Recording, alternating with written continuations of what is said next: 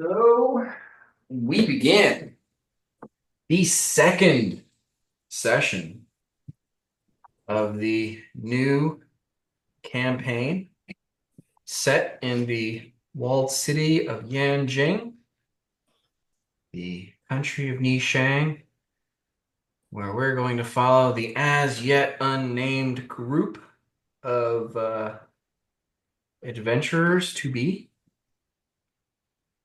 and figure out what their whole deal is and what's going on. Last we left them, they had been pulled from the doldrum of their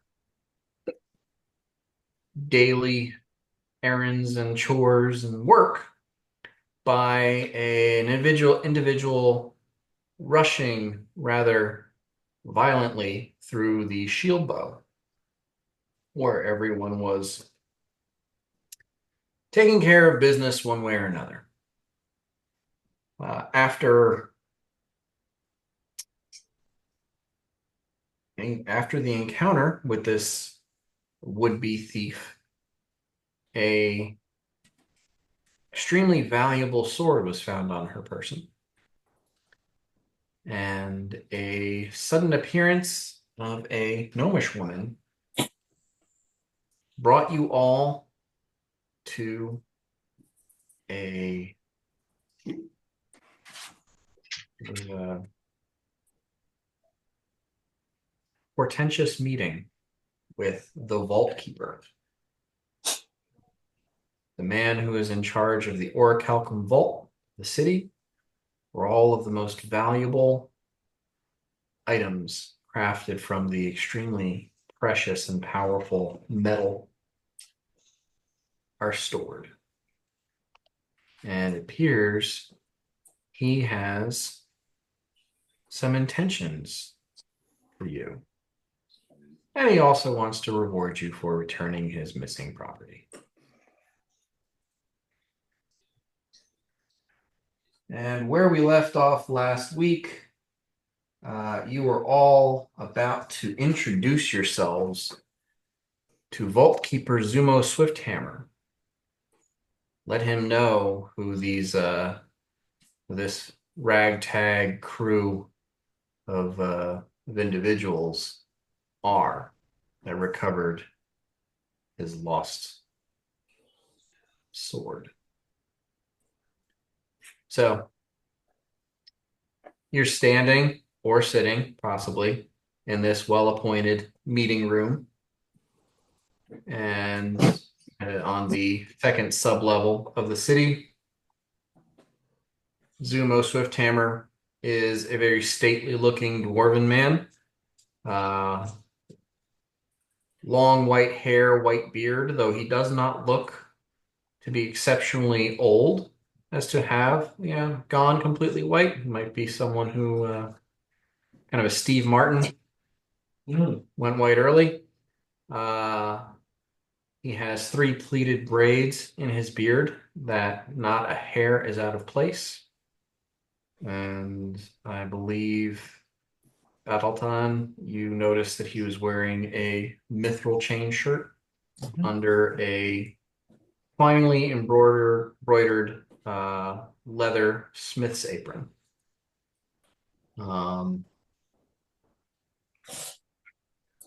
Does have hanging at his side a warhammer that appears to be made out of orichalcum as well. He believe at least Flick and possibly Battletime who would know that the Vault Keeper is a very important person in the city, and having an audience with him is kind of a big deal. And now he's asking to know about you. What you looking for? Oh, seeing if there's another pizza. No, just the one. Okay. Do you not like pepperoni? Like pepperoni, I just thought you said you had two. Oh, I brought two last time. We only ate one last time, so I figured we'd only need, and we've got the eggs, so I mean. No, that's good. I just misunderstood. You guys continue. Right. Well, now he uh he asked for introductions and he's kind of scanning the group of you expectantly Um, and for I am someone to Ortho. speak up. I am Orthog, and I do not need your money. Please take it back.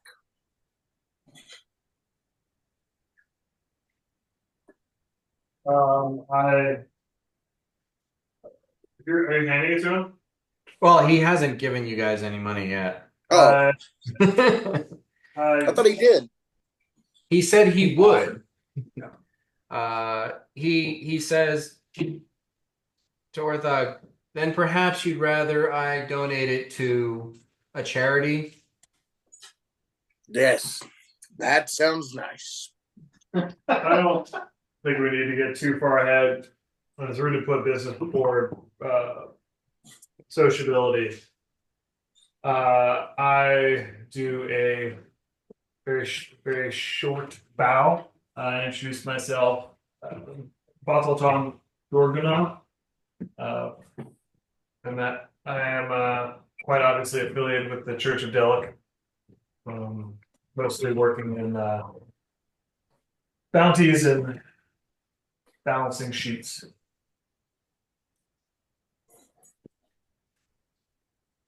I think Flick scurries up the back of Orthog onto his like shell God. and kind of with a flourish, with a like a big grandiose, kind of bow.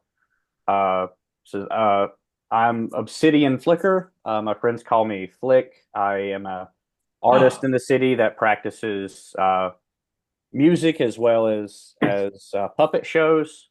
I would love to perform for you sometime in the future. Orthog noticeably shakes him off.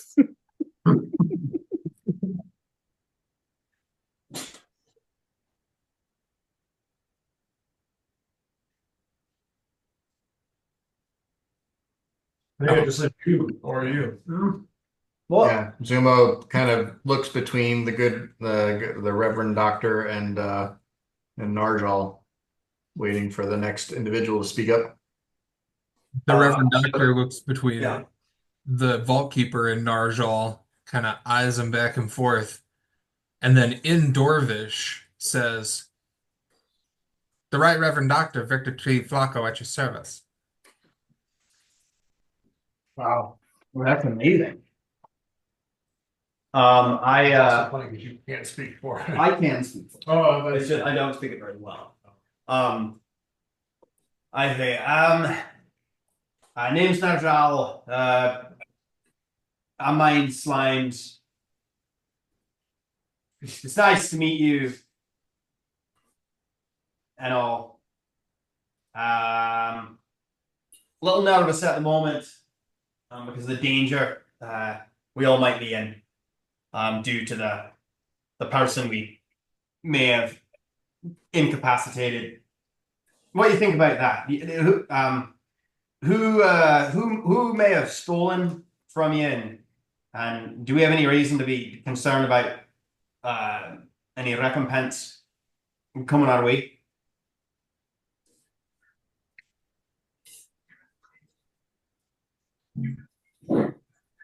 Well, to be perfectly honest, there's not much I can tell you.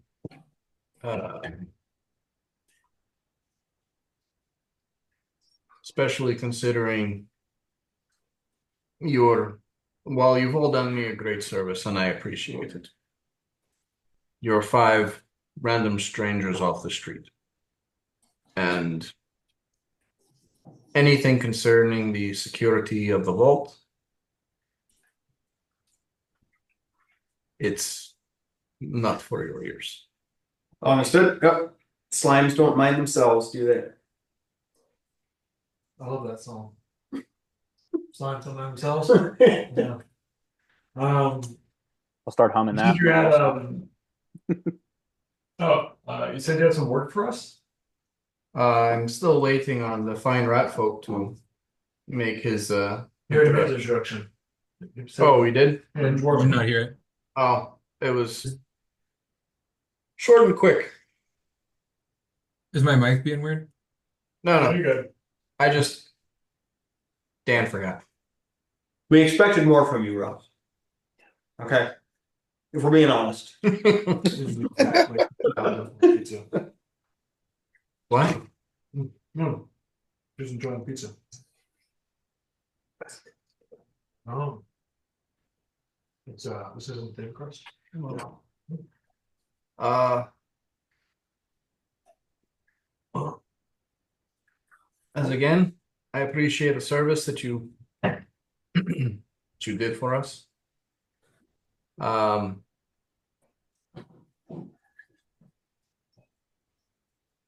if there's nothing further, I can pay those of you out, and Mr. Orthog, you can tell me if there's any particular charity you'd like your share to go to. However, you all seem like capable individuals, and perhaps the five of you are greater together than the sum of your parts. If you'd be inclined, perhaps you would be interested in working under my employ, in a manner of speaking.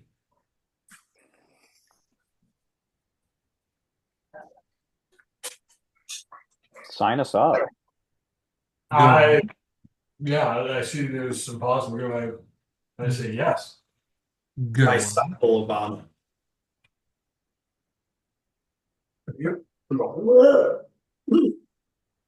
Ugh. Bethelton, I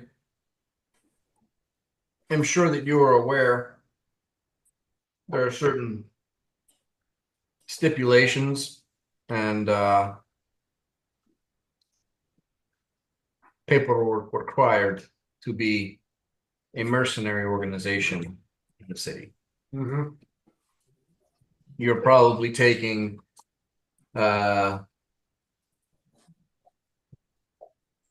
sort of bottom grade bounties. Yep. And I like to think of them as bespoke, but yes. but in order to work officially as a mercenary organization, you need sponsorship of one of the guilds or one of the magistrates. If the five of you are inclined, I can have you licensed as a mercenary team under the Golden Embers, the Smithy Guild. Mm-hmm. Mm-hmm. It wouldn't be under my name. I'd rather not make that attachment at this point. But I have an apprentice, and he would sign you on as something of a personal guard on retainer. Yeah. What was the guild? The Golden Embers?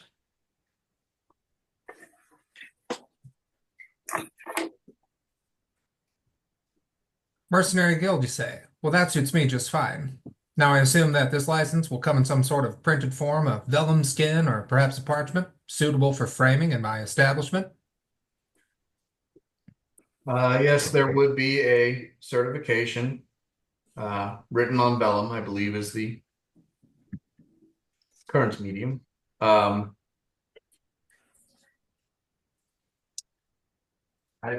yes. I do retain public offices, public office hours on the fifth floor. Do stop by sometime. Yes, it would not be a full-time position. You'd be given a retainer fee of 10 gold per month, and then more based on the individual missions, responsibilities, requests that are given to you. That sounds good. That makes sense. I think the doctor just asked these questions because, as all good doctors do, they like to hang their certifications on the wall. So he's Quite right, asking my good man. diploma, essentially. Quite right, quite so. See, I thought that most doctors wanted to present the credentials of their capabilities of healing as opposed to killing, but each to their own, I suppose. Well, now, I'm sure you don't bring this up frivolously. You must have something in mind for us.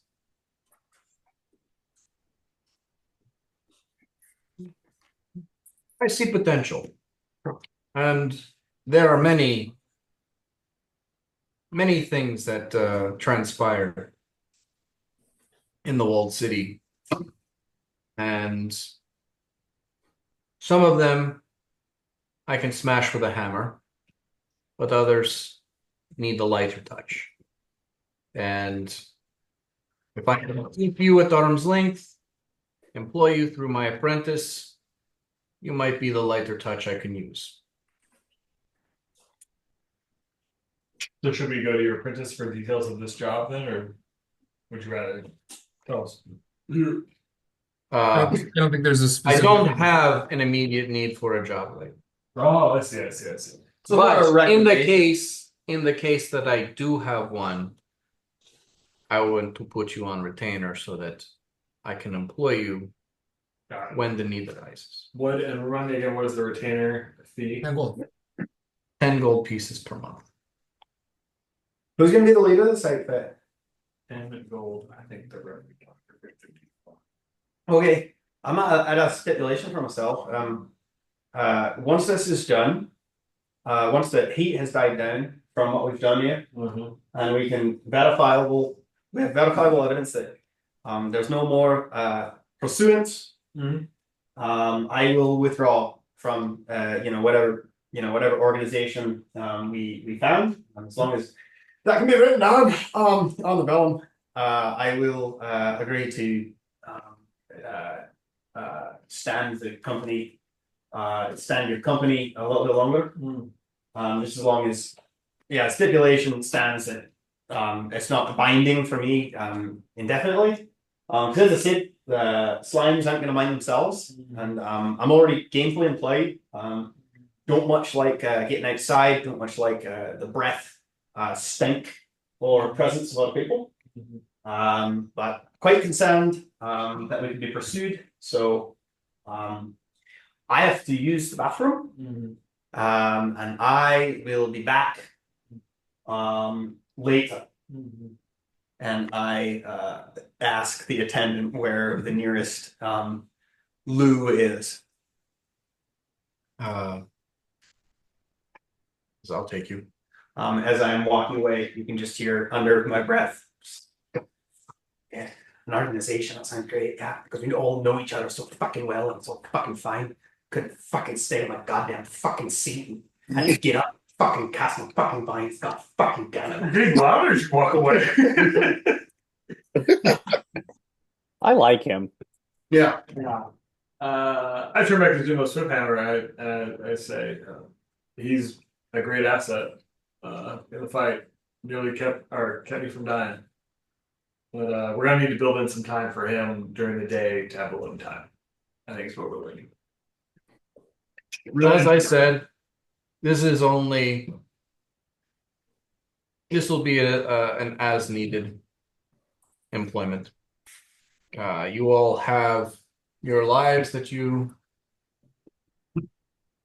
can return to, and employment or hobbies, passions that you can pursue on your own time, just in case I have need of a group of individuals with your specific talents. I want to be able to call upon you. Understandable. So for today's boon, which you've so graciously given us, and also for our retainer, should we be talking to your patron? Is this like we just go to the accounts payable office? AP? Yeah. He reaches into a pouch on his belt and he pulls out a handful of coins and he sifts through them, and he makes four stacks of 5 silvery coins on the table. And at a glance, you can see that the luster and shine of these coins is far superior to silver. That these are platinum coins, 4 stacks of 5, which is 50 gold pieces per stack.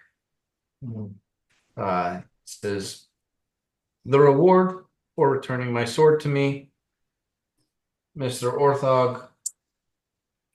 Do you have a particular charity in mind? I do, but I want to make it clear that I will not be a hitman for this group. I will agree to work with them, but I'm not out for blood. I assure you, sir, I am not in the business of assassinations. If I might, Orthog, I think your charity is noble. However, you are quite large. And from what I saw behind the bar, with your cabbage consumption, you require a large amount of food per day. Could we consider this 50 gold pieces to be for your food in the meantime? Just food? And if I may, Bad Alton, Yeah. I am a grown man. Ooh, spicy. I have eaten my entire life, and I know what needs to be done. Okay. All right. Name your charity. It will actually be going to a family that I know on the 7th floor that I've heard tell of, needing some help. Why don't you give Shui the information, and she will make sure that the funds are delivered. I will do. Yeah. And the little gnomish woman approaches you, Orthog, and you guys discuss, and she jots down the name and the address of the family you are referring to. Zuma says, well, with that business completed, if you would, at your convenience, visit the Forge Works on sublevel 1 and seek out my apprentice, Korlugan Dash Doors. Dash doors? Dash Doors. Dash doors. He is one of. It's a good name. It's our repetitive thing. Dan's like, here's a thoughtful name. We're like, Kyle. If it's easier for you, he usually goes by Dash. Dash. And he's one of your brethren. And he gestures to Brown.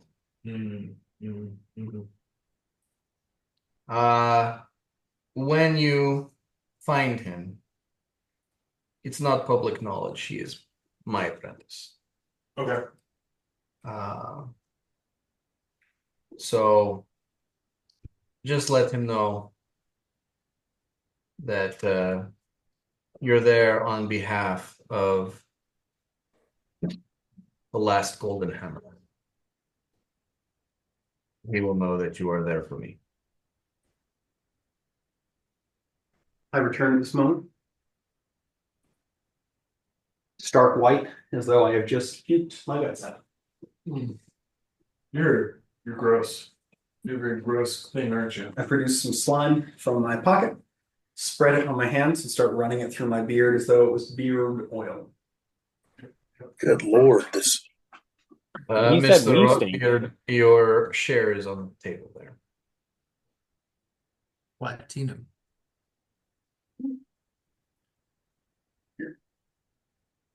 Take my chair. All right. Most money you've ever had? Definitely. No. Part of the reason I'm puking. I think probably most of you have never held a platinum piece. Maybe Bat. Yeah. No, I don't think I would have owned it.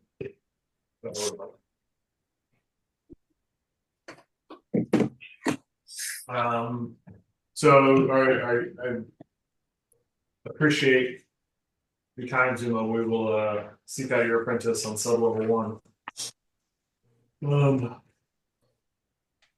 Yeah. Depending on the nature of the work, I might send for you. I might leave it in the hand of Dash. Fair enough. And this dash will furnish us with appropriate documentation. Yes, yes. Mhm.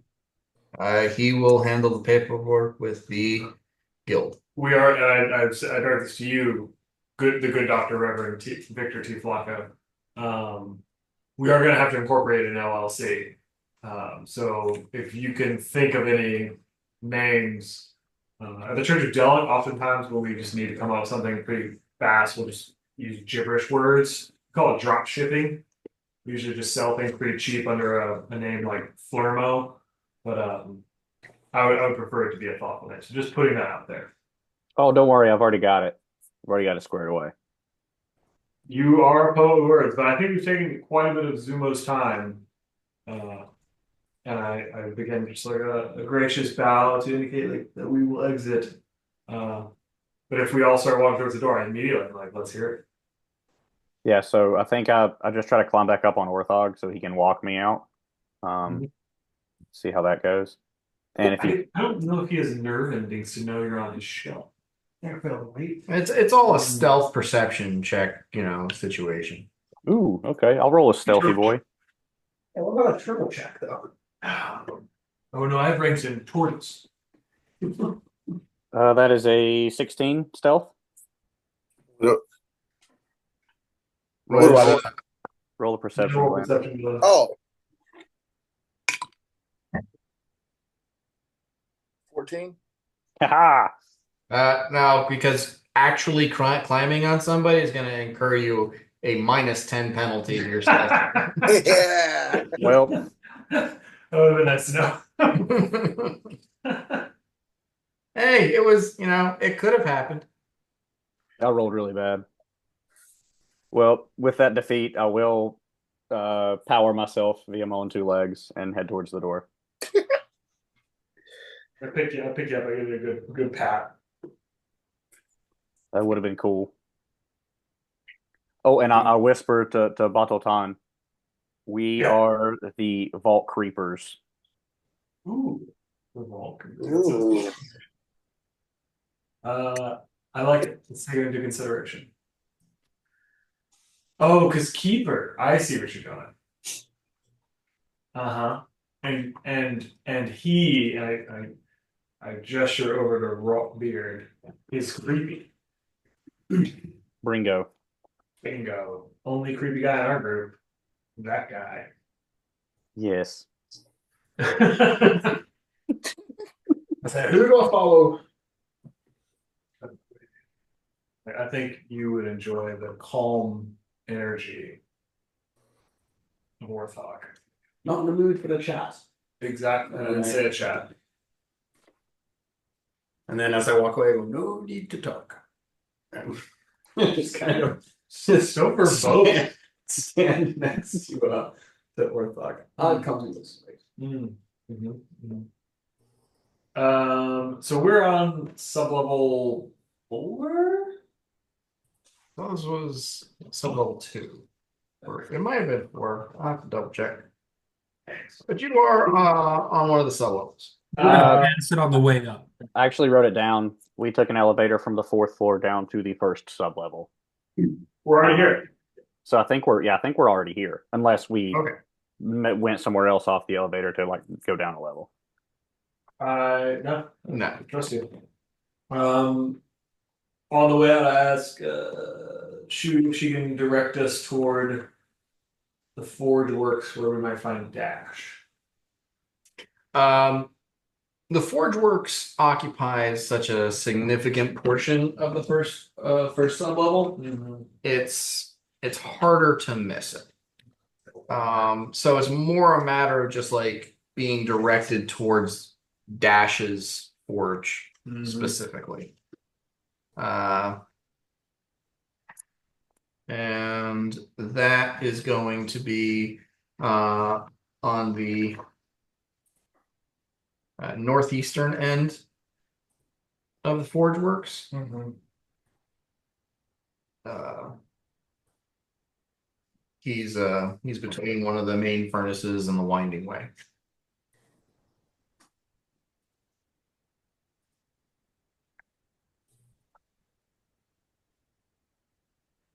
Let's As go find him. we go, I think I start trying to craft a song, similar to "Looking for Love" So in all the wrong one, places. and he's right in this vicinity here. Okay. We head that way, and I listen to my waiting friend's song here. I think that's fucking great. This is fan fucking tastic. We need to get that on wax. See those wax cylinders the gnomes have? Ooh, yeah, be a good way Pretty to get pricey, but I think you'll pay a pretty penny for a weighing bard on a wax cylinder. be a good way to get my name out there and the Wei Yang people's name out there. Hey, I you want like some gum? And then I take out this giant ball of gum and just like rip off a huge piece of it and start gnawing on it like viciously. it. I do a chuckle and I say, no, no, I'm good. And I look ahead, and if anyone could look into my eyes as I'm looking ahead, is they're just dead. The second I'm done smiling and looking at him, I'm just immediately blank again. I hold out my hand without looking. I Oh hold out my yeah, hand, expecting the chunk. drop you a chunk of gum in your hand. I start gnawing on it. So this is going to be our thing. Do you flavor your gum? Not at all. No. No. Oh, God. It's gum flavored. In that case, I chew it for a little bit, nod, take it back out, and hand it right back to you. Yep. I just put it right back in the ball. You know, like You know, usually lose it. All right, so after a quick jaunt across the city, the sublevel, you find yourselves in the Forge Works, and everyone give me a perception check.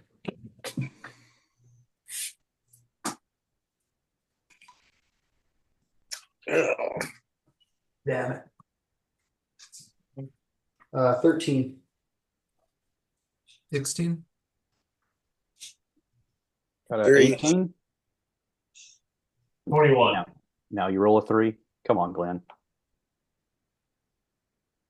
All right, so I guess Battleton, Yes. you are the first person to spot a half-work smith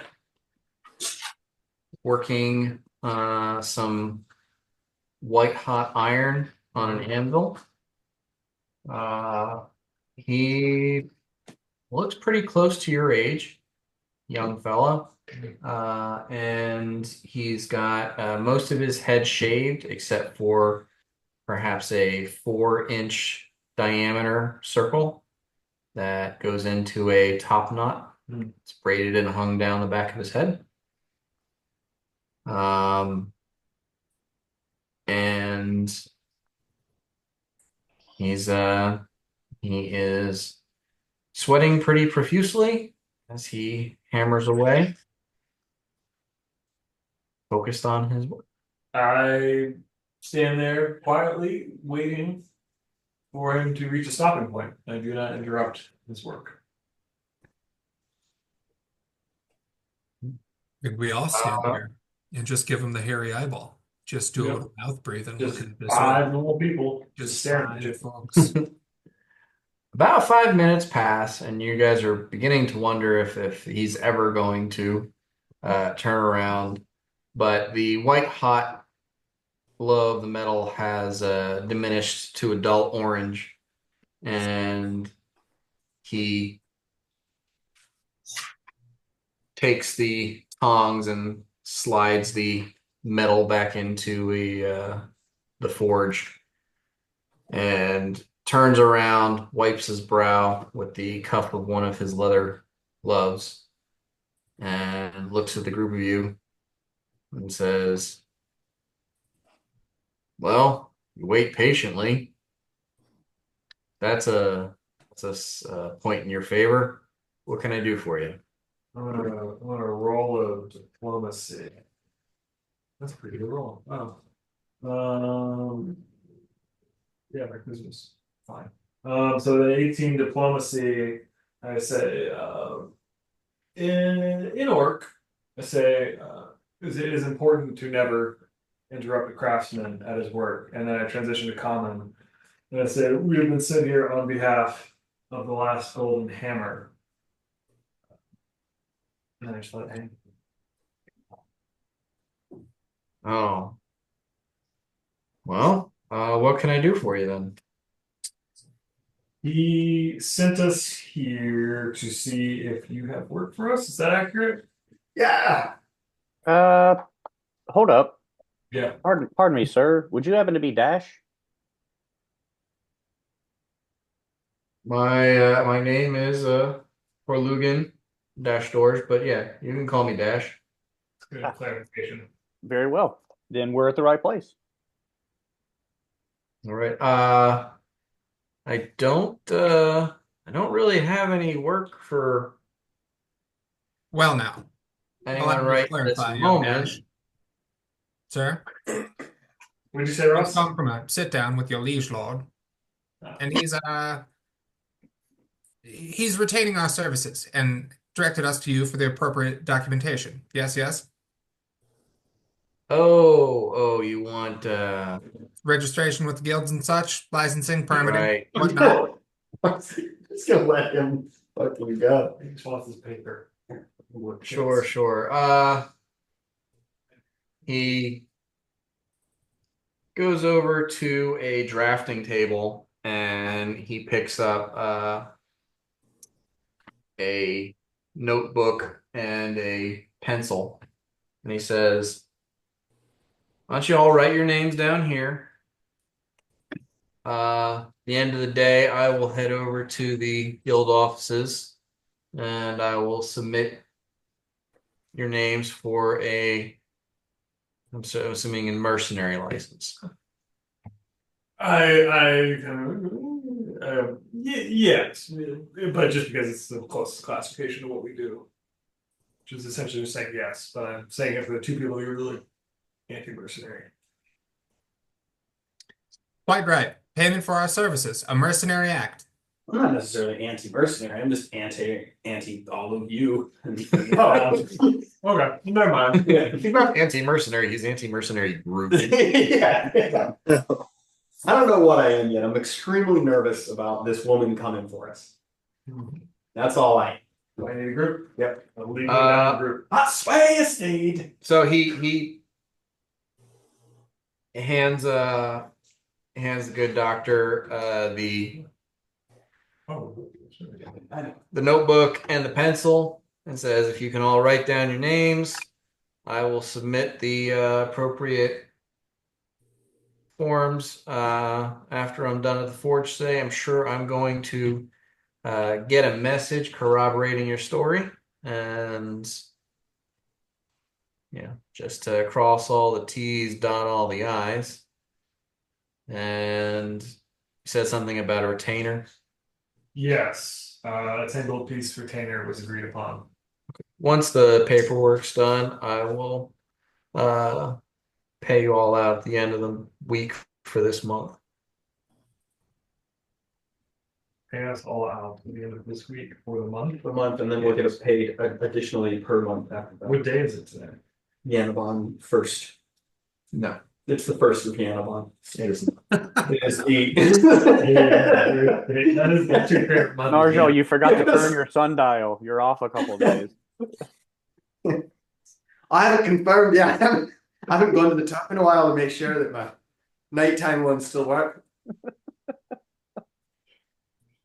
It's the first of Yanabon. It is the 8th of Einenbaum. You're so stupid. I follow the You idiot. So it is Yanabon. So the Einenbaum. It's Yanabon. Yeah. It's the first of Yanabon. Einen- Write it down. Einenbaum. Royal Tenenbaum. Maori Island. So he's gonna pay us at the end of this week, which is You'd what think day? you'd know your mother's birthday. Right, it's the first of the year. He's It's gonna the pay. eighth of Einenbaum. This makes it basically Saturday, which is in this calendar Nook Day. And he's gonna pay us at the end of this week, the current week. For the month. Nook Day. Next week, He's gonna pay it, which would be what day? the 15th. Oh. Okay. Just kidding. So on the 15th, he is then going to pay us for the month. Yes. we get This is paid. my character. We get paid on the 15th of every month. Okay, of the month, and he's gonna pay us for a month. So we are going to get 40 gold on the No, you're getting 10 gold per month for 10. the retainer. All of us split 10 gold per month. The I thought it mercenary. was a week. No, No. he said a month. You each get 10 gold every month just to be on retainer. So we will get 50 gold total at the end of the month. 50 gold, 10 per person. 10 per 10 person. per person. Okay, cool. So we're gonna get 50 gold pieces on that day. And remember, there are only 6 months in there. Yep. Now these And documents. That's we just can the check them. retainer. If they actually call for you for any specific services, that will have additional compensation Okay. attached. 3 to 5 business days processing with the city. Yes. Depending on, I mean, tomorrow's Yana Day, so they're probably not going to get much done on Yana Day, and probably the next day or the day after that. Yeah. And Now- oh, go ahead, doctor. I retain offices on the 6th floor. Will the permitting be remitted there? I can leave a forwarding address. I can have it delivered to each of you wherever you are, or I can have it all delivered to one location. One location might be simpler, but for now we'll say one location because we don't know if our homes are safe at the moment. So why don't we just say we'll come and pick it up, and that can change later. Is that okay with the group? My offices, they're public facing. I retain business hours. So you want the lump sum directed to your office that has your name on it? Yes, yes. Okay. You let's boys do that sure know next how to week. make something difficult. Yeah, this is what I do. I acquiesce to the good doctor. I think we can send it there this week, but I have concerns about the long-term safety of that. Just a contractual question. We're being paid 10 gold pieces per member of the group and Per month, yes. per month. So 50 gold a month. So if he leaves this point at drop period, we're only getting 40 gold. Correct. Correct. Okay. Interesting. So it's not tied to the entity of the mercenary group. Like if I was So the looking retainer is on an individual basis. individual basis of members in the group. Okay. Processed through the LLC. Yeah. I'm not saying this. Yeah. I'm just thinking it. Okay. The compensation is dependent upon those of you belonging to a licensed mercenary company. So, all right, with the details ironed out, how do we add ourselves as members of a licensed mercenary company? I said, if you all write your names, Yeah. I will submit the paperwork, and when it is formalized and approved, I will send the documentation to each of you or to the doctor's office, I suppose, and you can collect it there. I mean, that's probably simpler to me if I just have to send it to one place. Yeah. Multiple places. would be- Do send them to my office. We'll be expecting your courier. I don't mean to derail here, but considering we do have to spend some time together. Flacco, can we see I your office? I chime in here. The good Reverend Doctor. The good, right.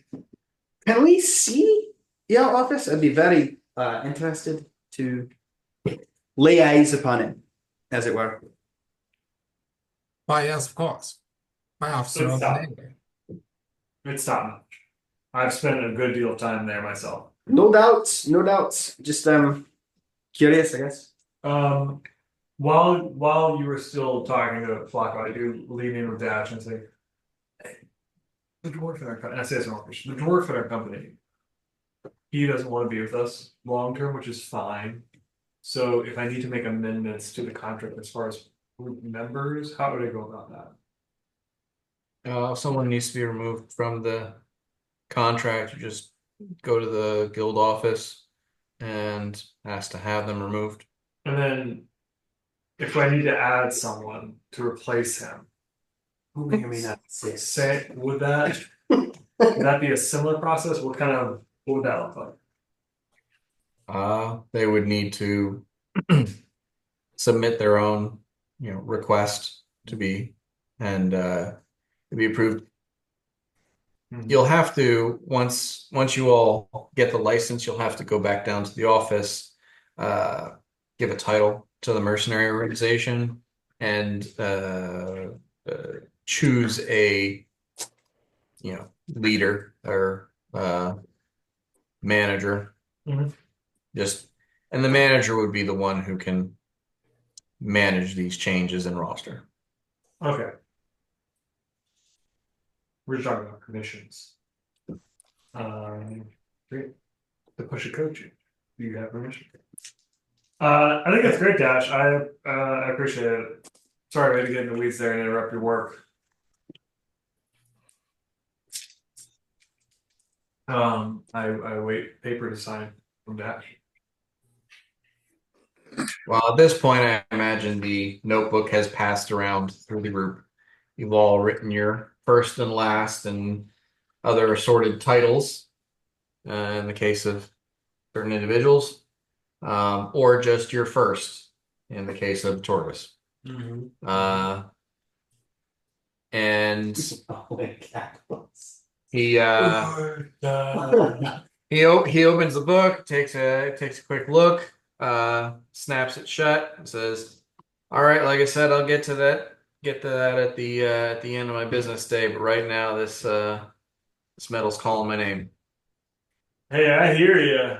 And I give a very polite and fake laugh and then turn to leave.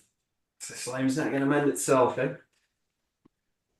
I don't respond to you.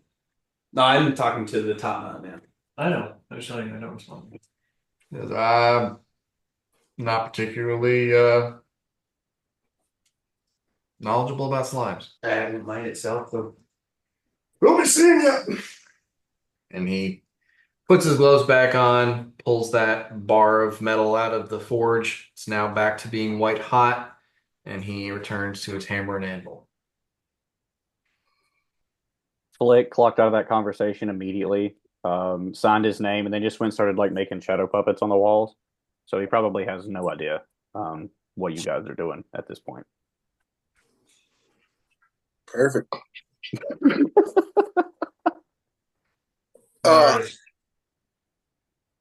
The good Reverend Dr. Victor Flacco, would you like to take us to your establishment? Well, I was going to propose coming by tomorrow when the documents were all ship-shape and ready to pick up, but we could repair to my apartments for refreshment right now. Well, Perhaps. well, if I may, if no one's in a hurry to get to the good Reverend Dr. Flacco's establishment, I have business that I would like to make sure they were paid on the 7th floor. I also will be asking of a favor, I guess. Lay it on us, man. There was a family, a woman was murdered in the slums there, and there seems to be an evil that I have not prepared myself to take on a loan. I would like to investigate the house with this new group of allies.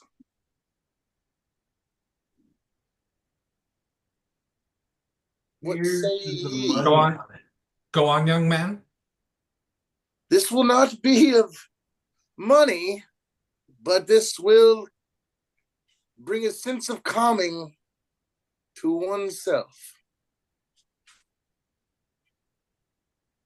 I will do it on one condition. Oh, God.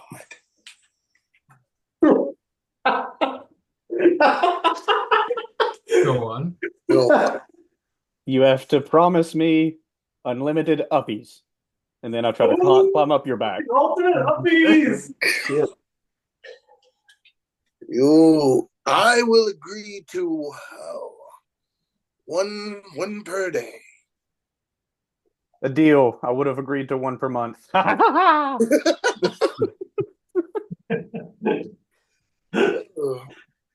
other allies? I agree, with no stipulations whatsoever. So now, Batalon? if I'm to understand you correctly, murder most foul has been committed. You are correct. And now you were involved with this, I'm presuming, corpse? I was not. I was just an area that I know. And I do not wish to see evil come upon it. And have you reported this crime of which you have knowledge to the local constabulary? I have not. People know. I did not need to bring this to them. It is known. A crime has been committed. A crime has been committed. Well, I propose we allow these documents to process, obtain our rightful and lawful license from our patron, and then use that to prosecute this investigation. Excellent. That's an interesting proposal. The good Reverend Dr. Victor T. Flacco. I'm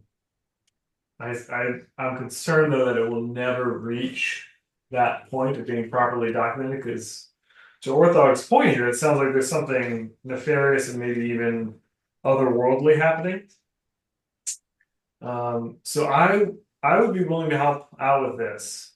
However,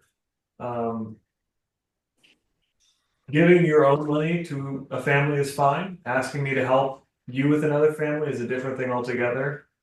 So if you gave me one of those platinum pieces, I would be willing to help you out with this. Not everything's about money, you Delacour. Oh, snap. I don't mark it all. Now, if I'm correct, Dan, I don't have those pieces, do I? Or I gave those. You gotta go back in a minute and say actually only. No, I just 4. wanted to make sure. But now I will answer that. I do not have those in my possession, but I do not mind sharing my monthly money with you. I'll take that deal and I stick my hand out. You will. I shake hands, and I will give you 1 silver. That's not what you. I continue to shake your hand, and I say you'll give me 5 gold pieces. I don't have it, so all right. Yeah. You're a shrewd negotiator. I should have gone higher. Glenn should have gone lower. Oh yeah. I shake your hand, Orthog, and I say this is fair recompense for this individual event. Thank you. Yeah. Onward, Now, my steed. I think. What do you say? Well, I just said onward, my steed, and I'm like, I'm pretending I'm riding a tortoise. So, are we going to your charity case first, or to this? No, this is the where my charity, my money is going to this family. I just want to go check and see, the house, the family, make sure they're getting the stuff, and let's see what happens there. So maybe they're on the 7th floor, 7th. and then Not the not a Reverend great Doctor. area. Okay, the good Reverend Doctor Victor T. Flacco. He's on the 5th floor, and then this 6th, and then this situation that you're asking us to check out is on what floor? 7th. 7th. Okay, so let's stop at Reverend Doctor Victor T. Flacco's, make sure everything is shipshape, and then we'll continue on to your charity case, and then on to a mystery. No, the charity case and the house are together. The charity case. One stop shop. Yeah. I thought there was like a separate murder thing you wanted to check out. No, I'm giving my money to this family. To the survivors of the victim. Oh, I see. Okay, I misunderstood that. And just to clarify, it's not likely that he immediately sent a courier with that money straight to Right. that. Like that's probably not going to. You're probably not going to get there, and the money will have arrived. Right. Maybe- Then they'll be held to pay. I just thought I just as Glenn thought to get the players going to maybe possible action, that I would say let's go see if the money's there now. 3 to 5 business days, my good man. 3 to 5. So do we want to say we go to the good Reverend Dr. Victor T. Flacco's establishment to lie low for some time? By all means, come and examine my establishment so you know its location, but you'll have to sleep where you sleep. I'm going to my house. I'm not sleeping in my offices. I would not recommend we split up, good Reverend Dr. Victor T. Flacco. That's a good point. Well, So maybe we should take accommodations for this short term. we can bunk down in the office space if you'd like, boys. I think a good old fashioned lock-in is a great idea. I hate to say it. Absolutely hate to say it, but I agree. Well, it's a lock in with a dock in then. I'll make waffles. Is there enough room for me? Why, absolutely, my good man. It's fantastic. I say again. How many times have you been there? A lot. A lot. I've seen a lot of dudes bleed out in there, Yeah. but he is the best. I will say, for your office, I am assuming the layout is basically a reception, an examination room, and your office. Correct. Okay. What about a toilet? Damn. There is, I mean, there is a drain. Public amenities Or are chamber available just down the pots. block. That's great. That's good enough. I think Flick, you already said this, but let's circle back to it. Head now. Onward. All right, Yeah. we're taking the stairs, by the way. We're not taking the fucking elevator. Yeah. So we're going up 7 flights because we're on sub-level 1. Yeah. So it's about a 2-mile hike, all uphill. It's a good thing I have uppies. Slow and steady. Oh, cash in your uppie, man. You're doing your uppie. Hop on, You creature. ate a second slice of pizza? No, I had a really late lunch. Started to get a headache, and I realized that I worked through lunch, so I had a really late one. Yep, that was me too. We're all Alright. city folk. We're all used to climbing these stairs. We've got quads for days here. We got. I am lagging behind. he, Oh. he ascends to the 5th floor once a year. Yeah. I guess the rest of you aren't up to my fast-paced urban lifestyle here. The doctor is a man about town. Yeah, I'm all over the stack, baby. I imagine you are talking very quickly and frenetically as we're walking up the stairs.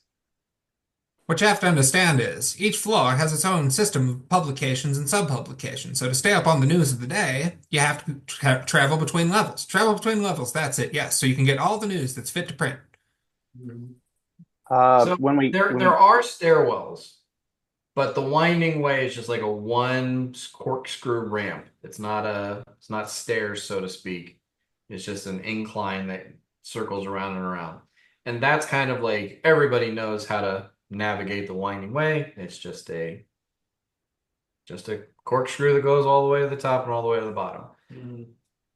I would assume that probably Battletime, Flick, and the good Reverend Doctor, you guys travel around enough that you know lots of the stairwells and other ways up and down between levels. Marshall has no clue whatsoever, and Orthog has a very limited knowledge of this. And in reality, the three of you who do know the different stairwells probably all know different ones. Yeah. Like you don't all like there's it is an absolute nest, a very frenetic web of passages from floor to floor, and place to place. So, Shut the fuck up. It's dusty in here. so yeah, you guys could try to navigate through the different stairwells, or you could just take the winding way. It's your call. Though probably if you start taking stairwells, the three of you who are very familiar with the different passages will start arguing over which is the best way to go. Yeah. I'd like to make a quick pit stop on the third floor on the way up. Do you know how to get there from here? I think so, Dan. I just want to, if it won't take, too much time, just run find Oriana on the third floor and give her one of the platinum pieces and just let her know that I got work and I'm making some money. I'm interested to find out more about that. Give me an intelligence check. They photographed. 15. Okay. So a platinum piece is basically like $1,000 bill. Yeah. Are you saying he'd want to like change it? Probably. Like this is like a platinum piece. She can't go to the store and buy bread with a Okay. platinum. Yeah. Well then, Like the standard. So Couldn't she go to a bank and exchange it though? I mean, she could. It's just I'm just saying, if your wife is not a strong, capable individual, then giving her a $1,000 bill, it invites issues. yeah. So not wise, but I would argue that I'm not wise. Okay. I'm money wise. I'll suggest that you might want to exchange that at the Church of Delic. A platinum piece is quite a large amount of money for one person. If you exchange it at the Church of Delic, she'll have more walking around money. Ah, And I can get you a good rate. well, thank you. You do that. I love his family and Wayings generally. I think the Wayings are a maligned people that have a great place in the city. And when I was able to away from you, my eyes are dead. Going, all right.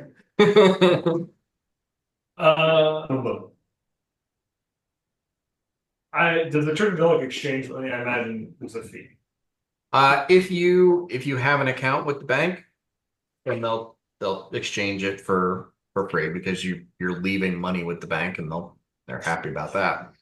If not, then it's a nominal fee, like 1%. Sure. Which you could probably get that down to like for a platinum piece of copper instead of a silver. Okay, but I have an account at the bank. Yeah. Yeah, so I mean, I could submit it and bypass. Yeah. Yeah. Does that sound like a good plan? On with me. Cool. Do you want all of the gold, the platinum exchanged into smaller coins, or just one? Just one. Okay. What level is the temple on, Dan? Temple is on level 7. Oh, that's not gonna work. I'll run it back down. I say, tell you what I'm gonna do.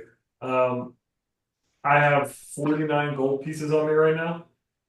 How about I transfer that to you? I'll hold on to this platinum piece, and then when we hit level 7, I'll exchange it. We can make a pit stop and drop off 49 gold pieces with your wife. Well, do you want to just give me 10 gold pieces and I'll give you a platinum? Oh, right, yeah, that's the exchange. I didn't realize I could even do it right here, right now. Yeah, no problem. Yeah, I exchange it. 10 gold pieces. Nine. Pick up a plat.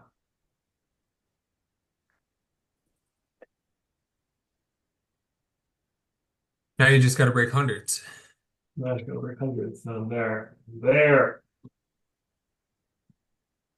Now that's a little easier.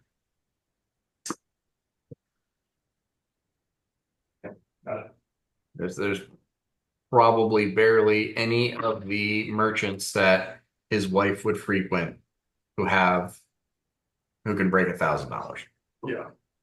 The cheesemonger is not the guy. Yeah. Well, cool. Glad we sorted that out. Lead the way, Flick, back to your honestly, just very cozy abode. You guys want to come with me, but you don't have to if you want to wait here. You'll probably die. I say it earnestly. We don't know if she had allies. Okay. Well, Onward, turtle. yeah. The issue there is that like there's no way in hell Orthog could get anywhere near your house. Oh, it's that bad. Well, it's just small. Bad is harmful. Bad. I mean, even for battle time, it would be a pain in the ass. A lot of ducking, a lot of walking sideways. All right, so we'll get to that level, then we'll just stop and you go scurry off. I'll be back before you know it. And that will be the end of your ride. For today. There's always tomorrow.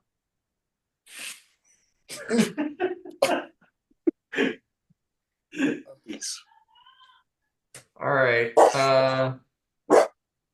So you get to the Weyang Ghetto, and getting to the outskirts of it, you can already see it's just this like a web of rope bridges and narrow passageways in an old sort of rundown gnomish mining settlement that was repurposed as a refugee camp for the Wayang. And even from the outskirts, you can see the interior of the ghetto is dimly lit, but dancing lights shine on different surfaces of the interior, casting somewhat ominous shadows in different places. It is for everyone besides the Wayang a very unwelcome, very unsettling space in the city. Home sweet home. And those of you who are waiting outside can see, just the vaguest of outlines of spindly shadow folk poking out from behind walls and corners, eyeing the individuals waiting just outside of their community. Suspiciously, cautiously, warily. But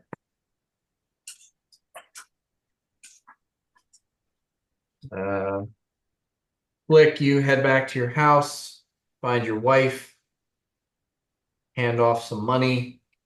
She asks you some questions. nothing, worth getting too deep into. Uh, and she's already fairly familiar with your lifestyle, floating on the wind, being gone for days at a time. So she does not take this as anything unusual. I do ask if she's heard any updates with Jita, if there's been any news of her disappearance. Um, no, her mother's still beside herself. And her brother still seems fairly distraught. I think he's struggling with the impotence of his position in the situation. Um, her father did ask if you had learned anything else. Nothing yet, but I think I've found help, and I think I can get answers soon. Well, I'm sure that if you make any progress, they will be appreciative. You can tell them the Vault Creepers won't let this go unanswered. I'll just tell them that you're looking into it. That's probably more appropriate. No, you tell them. Dirty Mike and the boys are coming. And then, yeah, just scamper away back to the group. The hell of a way to exit a room with your wife. Scamper. It's my natural state, unless I'm riding a creature larger than me.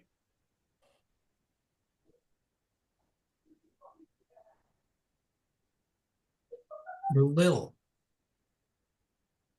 Just a little guy. On your way from the Wayang Ghetto back up to the good doctor's office. Everyone give me a perception check. Let's do that. You're gonna start rolling. 18. 15. 18. 21. Oh, okay. All right. Hold on. Danny.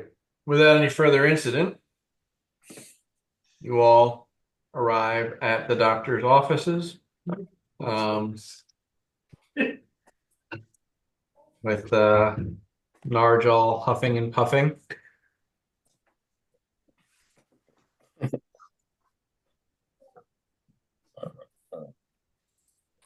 I see your establishment, good Reverend Dr. Victor T. Flacco, and I put my hands on my hips and I said, "Man, this looks good. Did you paint the outside? Is that a new coat of paint?"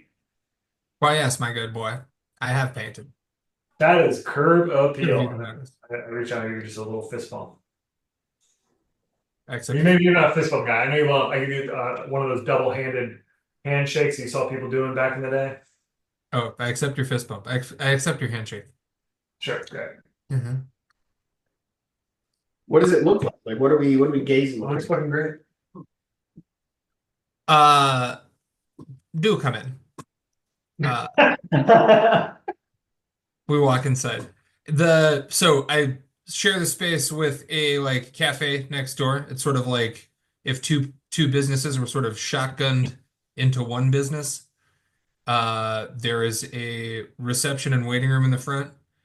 Think like light Edwardian, um, leaded glass, some brass embellishments. It's nice, but not too nice. It's a little shabby. It's kind of not that nice, but it's sort of nice.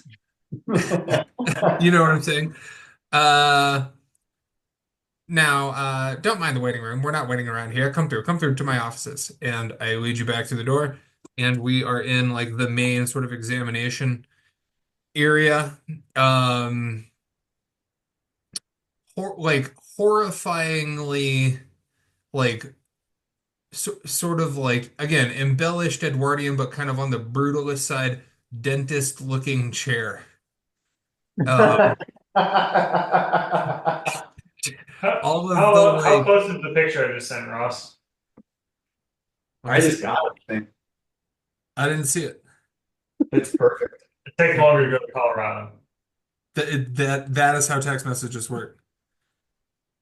Yeah, I've nailed it. Um, Terrifying. pretty close. Again, wrought iron, some brass embellishments. The lighting's a little better. The horrors are more apparent when it goes down here than in the photo that you've sent. Um, or it can be through, candles and spells and such. Did you watch The Nick on HBO? No, what is that? Okay, it's like a doctor at the turn of the century. All right, I think it's kind of what you're going for. I'll send you stuff later. Okay, all right. Um, Now, my gentlemen, the main examination facility is nigh soundproof, so no one shall hear our conversation in here. Rest assured. Um, and the examination station can be moved out of the way, and we can all bed down here together, swapping spooky stories and whatnot. Yes? Absolutely. Oh, sounds all right. Soundproof, you say? I wonder what the acoustics are like in here. And then I just start singing Dr. Love. It's very soundproof. There's a deadened, yeah, you can't really hear what goes on in the examination room from outside. That's on You can purpose. open here. So, I guess I need to be a little serious here for a moment. My fellow vault creepers.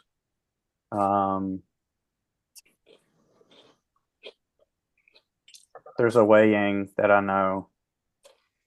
She's gone missing. And if we are going to band together and potentially do good together, this could be something that we could look into. The law enforcement doesn't really care I didn't go about downstairs. a Wei Yang disappearing, so it doesn't really get the level of scrutiny of another race and misjustices placed upon them. She's a storyteller to be. Maybe even better than myself. I look forward to seeing her career grow in the future. I question the people that I think did something with her, and the story's not adding up. I think they're involved, but I can't really get anything out of them. It's a group of seven on the fifth level. After we see to this, maybe you guys can help me. Closes mercy, man.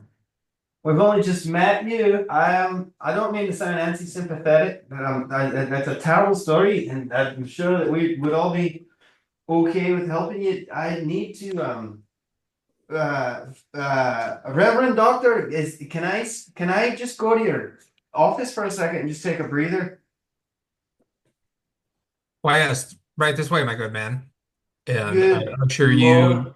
you to the back door of the examination room, and we walk into my offices. Desk, rear window, rear door. Um, what passes for filing cabinets, shelving, ledgers, and such. Perhaps a stiff nip of something? What? And I produce a decanter of amber liquid and I hand it to you. I'm okay. It's just a little privacy, please. Well, perhaps then one for the doctor. And I take a nip and bring it out to you guys. See if it's Well, something to take the edge off, fellows. oh, thank you, good doctor. I'm finishing up talking to Flick. I'm saying, don't worry about him. He'll come around. He clearly has a deep well of care, but it's only extended towards his mother. Actually, I don't know that. You just hear me inside You the say office. that, but you don't know Jesus that. fuck, what am I doing there? So I say, don't worry about it. He'll come. And then you're smaller than me, so I'm taking a knee. I'm like, I will absolutely help you with this. This is priority number one for me right now. We're gonna need to get the other guys involved. And frankly, I don't know what their prejudices are towards the weighing. I'm gonna start the good Reverend Dr. Victor T. Flacco is a friend of your people. Others, I think we're gonna have to tread lightly. I can probably, Cool. I can probably cash in an uppy or two and get Orthog on board. I'm not worried about him. Okay. But I am all for helping I am all for helping. I do have to say this though. I think even if I was to develop a way for slimes to mind themselves, I don't think that Narjal would come out of his hole. I can hear it. I can hear it. I go into the office where you are. I'm going, Um, I kind of. Sorry, no action on it. you're gonna put me next to that 18. No action on 18. Oh my That's god. my boy Flick. Oh my god. Uh,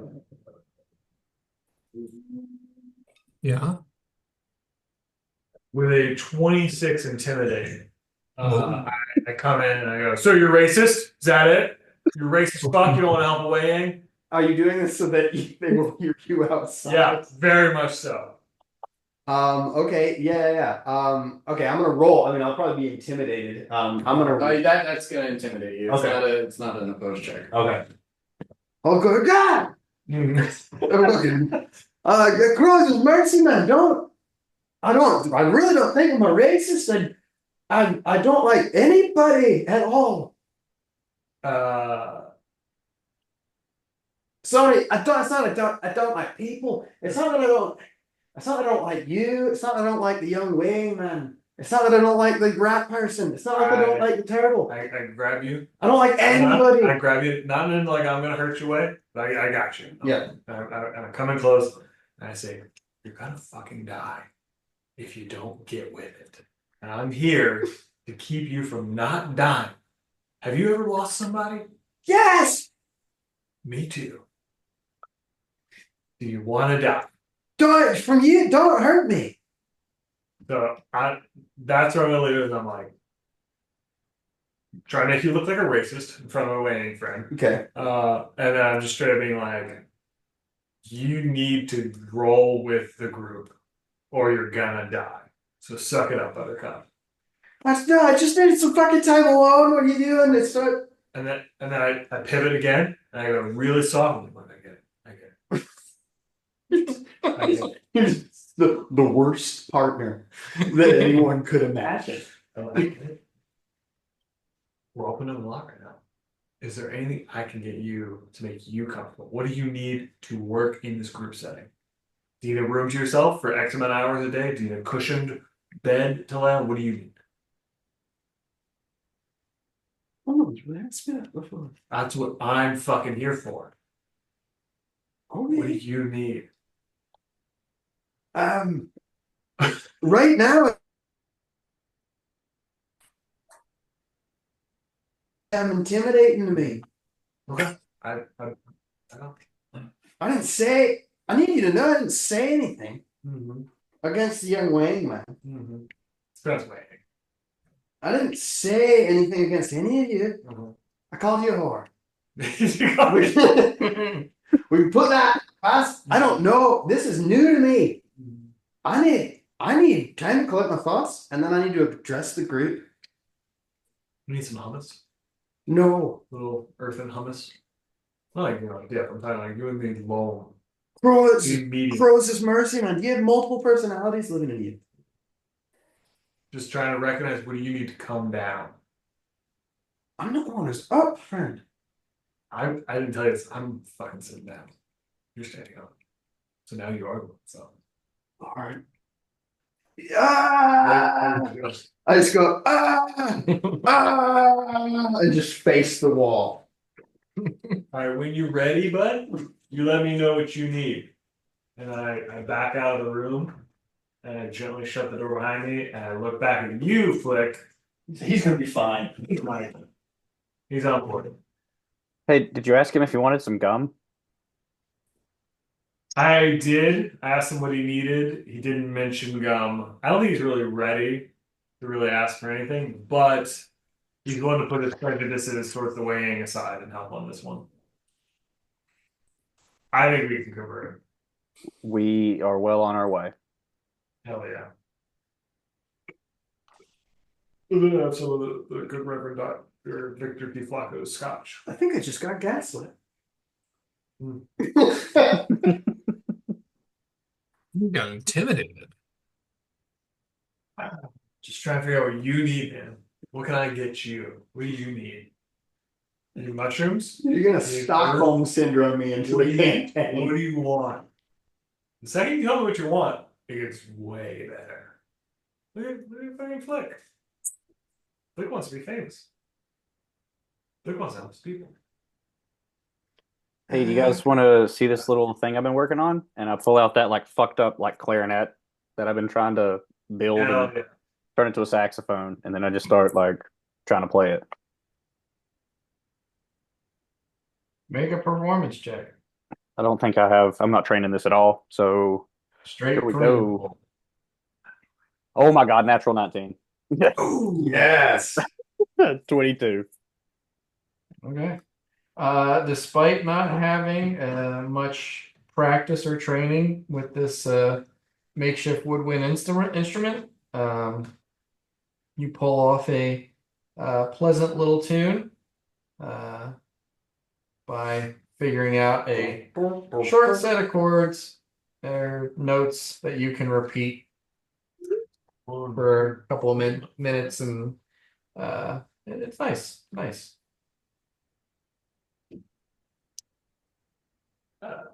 How long will they load here, gang? Are we waiting for bank processing time to go check on this disadvantaged family of warthogs? I think we spend a chatty evening together in the place. And Yep. my hope is that the courier with the documents will show up sometime in the morning. If they've filed them last night, that we should have the processed before noon, perhaps.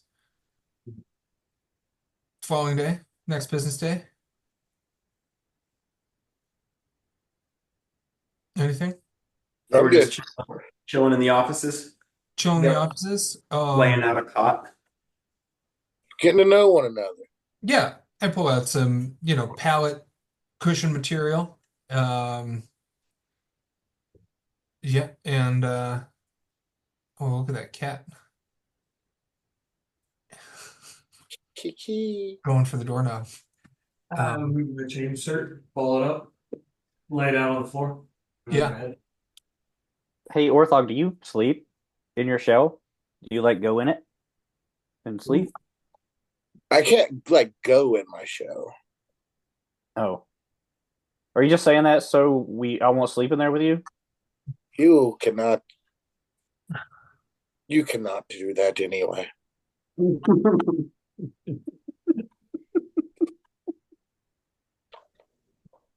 He hasn't told me. Right? Sleeping in another man's shell. Airbnb. It looks comfy. I bet it's real cozy. But yes, I can sleep. And in fact, I will go to sleep now. Okay. Good night, Franklin. Are you all just going to bed? Not my name. I was gonna monologue, but I can Oh, just no. You should monologue after we have all gone to bed. Yeah. How's that? I had a monologue. I would like to hear it. I'm gonna say I'm laying down Yeah. in the process of going. In the process of going to bed. Okay. I got it. The door creaks open. How's everyone else doing? Where's everyone at? I'm not gonna be in there for forever. I think I'm just in that wherever corner of the room I fit into. The Reverend Doctor mentioned getting to know each other and Mhm. maybe playing some like teamwork, team building games or whatever. I emerge I'm gonna roll a diplomacy check, and I won't make this. I don't want to take the whole night. I just want to get over this whole like he's being an asshole and you all think that he hates you thing. So I just want to do a little bit of explanation.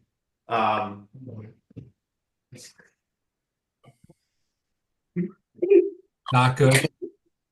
It's a 1. Amazing. Oh, amazing. Oh, it's so great. Okay. So I'm gonna put an action down on that. You know, it's a -10 to start with. Love it. Okay, that's a 6. Put another action. Yeah. That's a good call. Exploded. That's a 10. Okay. Okay. Right now, I'm at a +3. Put another action down. +3. That exploded. Excellent. So I'm at a 7. Okay, it's a 10. Nice. Wow. It's a 10. Worked my way up. So regardless, I don't know. I'm not gonna do the accent because that would be extremely tiring. I'll just say that I come out and I try to explain to the best of my ability that I don't hate anyone. And I've never in my life found anyone that I was particularly fond of either. And I'm not unwilling to help. I just this is probably the most conversation I've had in my entire life with anyone except for my mother. Yeah. I'm not opposed to talking. I'm not shy. I just really don't like anybody. And I hope that you don't take it personally because I don't mean it personally. I'm just the only reason I'm here, and again, don't take this personally. The only reason that I'm here is because I'm under the impression that my fungus and my fungus and slime gardens could be in danger due to our activities. So the jury's out on that. And I don't hate anyone. I just don't particularly like anyone. And if I'm being a little extra, just tell me to go away and I will go to my own little chamber. And I don't want to hurt anyone's feelings. And I don't want anyone to think that I don't like them because of what they look like. You are a good man, Narja. Okay. As you're going back in, I pop. Oh yeah, I do. Yeah, I am sleeping alone. You go back in your room. As you're walking back in, from behind you, you're, hey Narjal, like quiet sleepover chat. What? When do you need to get back to your slime certificate? I did. I mean, they don't name themselves, but a week and a half on the long end. We'll get you back. And if you turn around and just see me writing in a little bit. All right. Close it to the wrapper slowly. Okay. So when you come out to do your monologue, Flick is just like doing some shadow puppetry on the wall, and he just kind of like listens, doesn't say anything. When you close the door behind you, he goes, "That guy loves me," and then just like keeps doing his little puppet thing on the wall. And then the Reverend Dr. Victor T. Flacco is just standing there watching it, swaying, hammered drunk. Hammered drunk off the puppetry. A little tipsy off the scotch. Off the not a big guy. Little devil, do you? Okay. I mean, you did a great job. I just, it was just, so that we can move on as a unit or a group through this campaign. I felt that it was important for me to display how abrasive my character is all the time, but then also to have a moment like this. So I don't mean to seize the spotlight, and we can move on. Was definitely worth the reaction, Doc. I appreciate the effort. Manipulating the poverty. But as of yet, I don't like. it doesn't matter. Okay.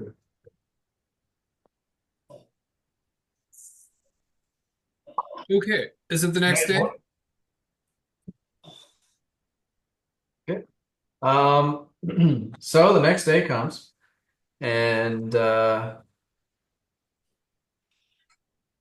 you guys are just hanging out, waiting for paperwork to arrive. Hell yeah, that's D&D, baby. There Okay. it is. Uh, I go next door to the restaurant, coffee shop, and get like good morning pastries, waffle-esque in their aspect, cups of strong black tea, and bring those over to you guys. What is your relationship with the coffee shop employees like? Oh, great. We're neighbors. So, I mean, the owner and I like share this space as like two spaces, and yeah, we're good. I'm a businessman. I'm a doctor. You can trust me. Well, I'm a businessman. I mean, wait, I'm a doctor. You can trust me. I'm a doctor. You see.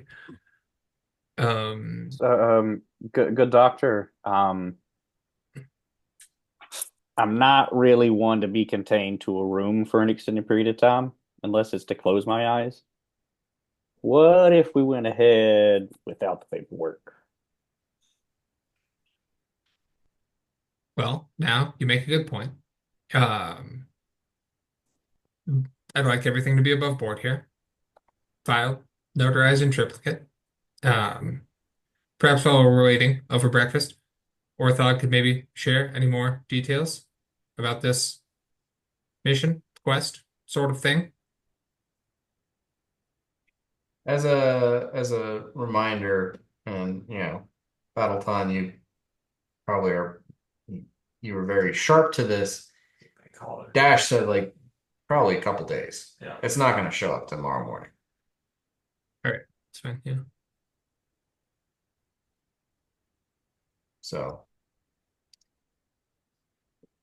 Orthog, any last thoughts before we accompany you to the scene of the crime, as it were? I I'm ready to go.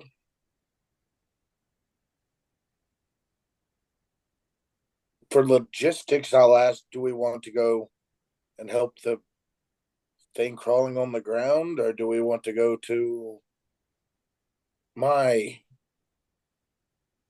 the haunted house? What? Did you say the thing crawling on the ground? That's slick.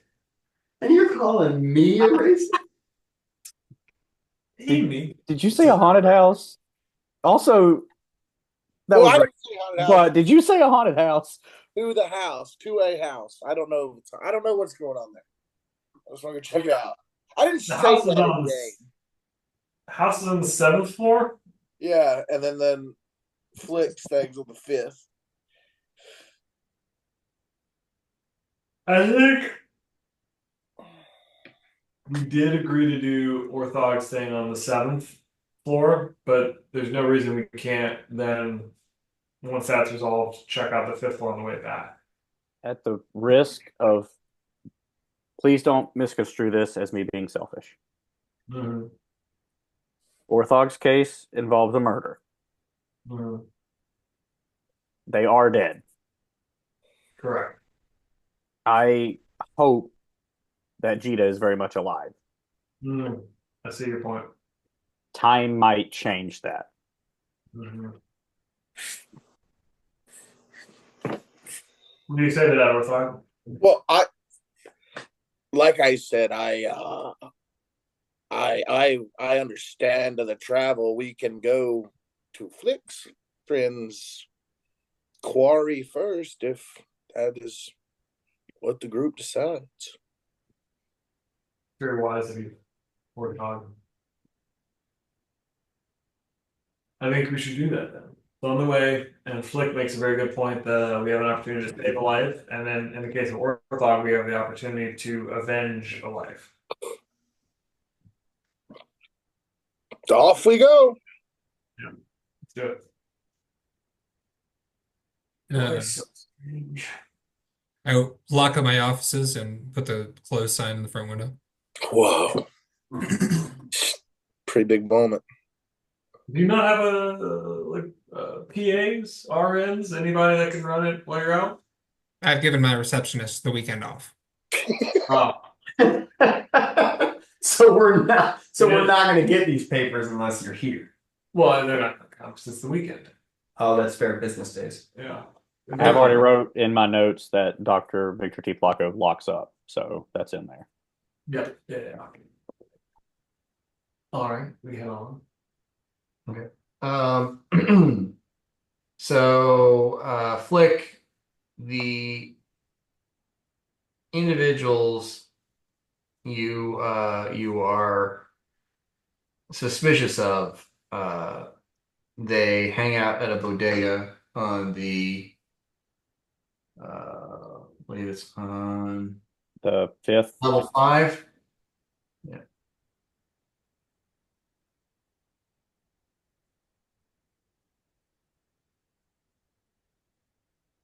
Yeah. yep. Well, that's just one floor down.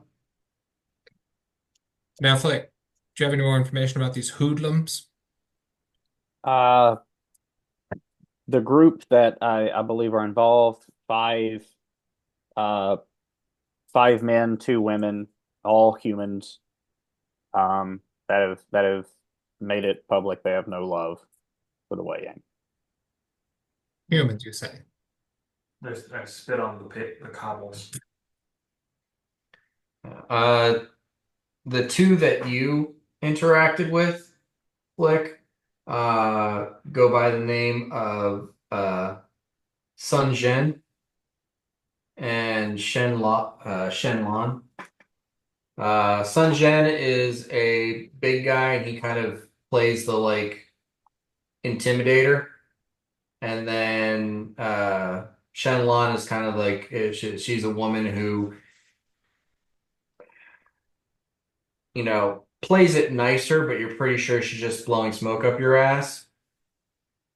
So they kind of work in tandem and are somewhat effective at, kind of obfuscating, distracting, misdirecting, and leaving you without making any headway. So, there's a big guy, he's scary. There's a girl, she seems nice. But I think if we can separate the two and find inconsistencies in their story, it might lead to an answer. Where do they hang out? In a bodega, 1 floor down. We're gonna kill everybody. Now, do you believe this will come to blows, or do you think just requesting information firmly but kindly will yield the location of your missing so-and-so? I am always of the mind that, if it doesn't have to come to violence, it shouldn't. So I would prefer not unless we're provoked otherwise. Is there a back exit to the bodega? Ooh. Do I need a knowledge local there, Dan? Uh,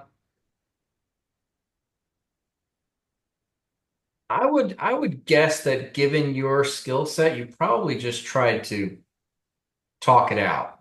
Yeah, You're not the type that would case the joint. fair. Okay. Like if it was battle time, he absolutely cased the joint and probably didn't talk to the guy too much. Yeah. Uh, I can you're more than Once you welcome didn't to. get anywhere immediately, you would be like, well, fuck this. I'm just gonna figure out if there's a back entrance. yeah. That'd be my suggestion is you roll in and try to get some information, and then maybe Orthog and myself can cover exits, and we can intimidate them into providing information. I don't know if we can separate them in the context of a bodega. It's a good point. Could I take the big guy with me though?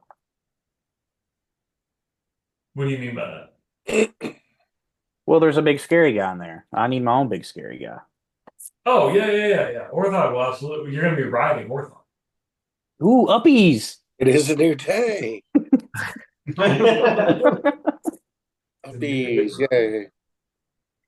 Um, one thing, I mean, if they've known to have a proclivity towards violence on your kind, specifically Flick, do you not think that it might be more prudent for us to approach the suspects and broach the subject and try to separate them before they see you? Ooh, you raise a good point. Narj, I'll channel your racism towards my kind and use that as a way to gain ground with them. Mm-hmm. I'll be in the office if anyone needs me. No, let me know when we leave. No, I'm joking. But I do think if someone were to play a part and come in openly mocking Wei Yang's, they might be able to build some sort of relationship and learn more about what happened with Jita. You want me to do that? Uh, it's open. You do not have to if you're not comfortable. If I do that, I just want you to know that I'm not saying anything that's actually against you and just using stereotypes that are known amongst the city. Mhm. Are you Yeah. giving him a pass? Do you need a W word pass? I do. I I promise anything that you say to help me in this matter I will not hold it against you. Yeah, you sing nice songs and you got nice puppetry, so That's big. It's a big I compliment. think that you would have a lovely singing voice if you ever wanted to sing with me. I would encourage it. and we've already moved on. So No, we're having. we're moving on. Okay. Yep. Let's do So it. it sounds like plans coming together here of an initial intergroup, unknown probing. I can see you, the Doctor Victor T. Flacco, being involved in that as well. Maybe talking to the other party member, um, based on what we information we get or don't get. Then we can roll in heavy with surprise motherfuckers. Here's a Wei Yang on a giant tortoise man. My God, with a gun. He has a gun. We don't know where he got it. He's always had it. He has a gun. Got a Uh, gun. I'm very happy to case the joint ahead of time as a patron and cover any exits to confirm that no one leaves before they tell us where your friend is. Does it seem like a good plan? Do we have any edits? I think we've covered all our bases. Good. It's gonna be a lot of busted potato chip bags tonight in the bodega. All right, let's do it. We head to bodega. Okay. I case the exterior of the joint. What do I see? Checking out the exterior of the joint. The bodega is named Sun Sundries, SON. SUN. SUN. And there are a few boxes, like on the outside, uh, some apples, potatoes, just some produce sitting outside. Um, in the alley beside the building, you can see there are three individuals, kind of just loitering. Um, one of them is trying to get the other two to play a game of dice. Not to much success. And from a quick check from the outside, looks like there is one person working behind the counter. Um, and you don't see anybody else inside the building. Uh, from what you can tell, just from the street, there's some bread in there, some more produce, some dried meats, bags of grain, rice, oats, and a couple of shelves that look like they're, bottles of wine, bottles of ale, Mm. um, and Tobacco products behind the counter. yeah, there's some tobacco and looks like there is a small, like a little bit of milk. Hmm. No back door. You can't tell from, outside. You'd have to go inside the building. I go inside. Okay.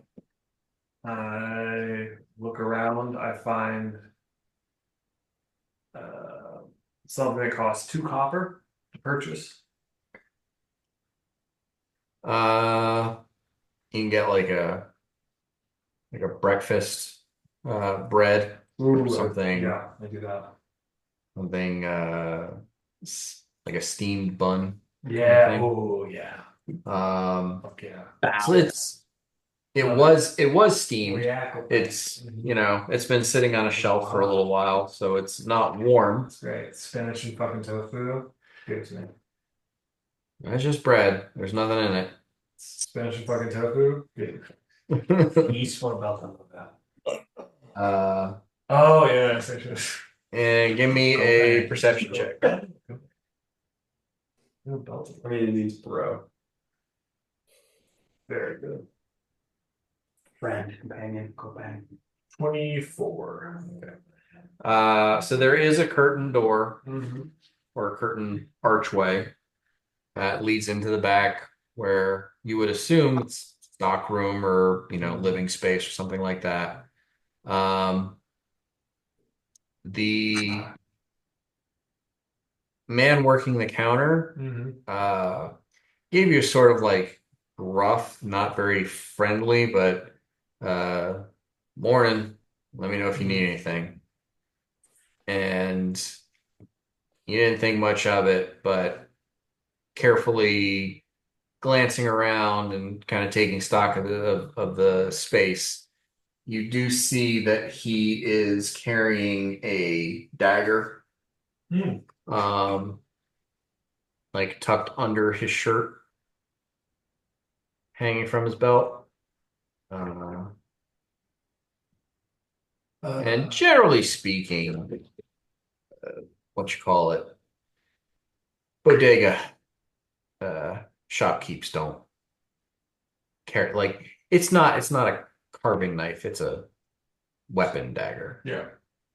Um, I finish the transaction and I just idly walk towards the curtain as I'm peeling the paper off the bottom of my valve to start to eat it. And then I begin to like move the curtain aside with the paper in that left hand, pushing it aside as I'm taking a bite.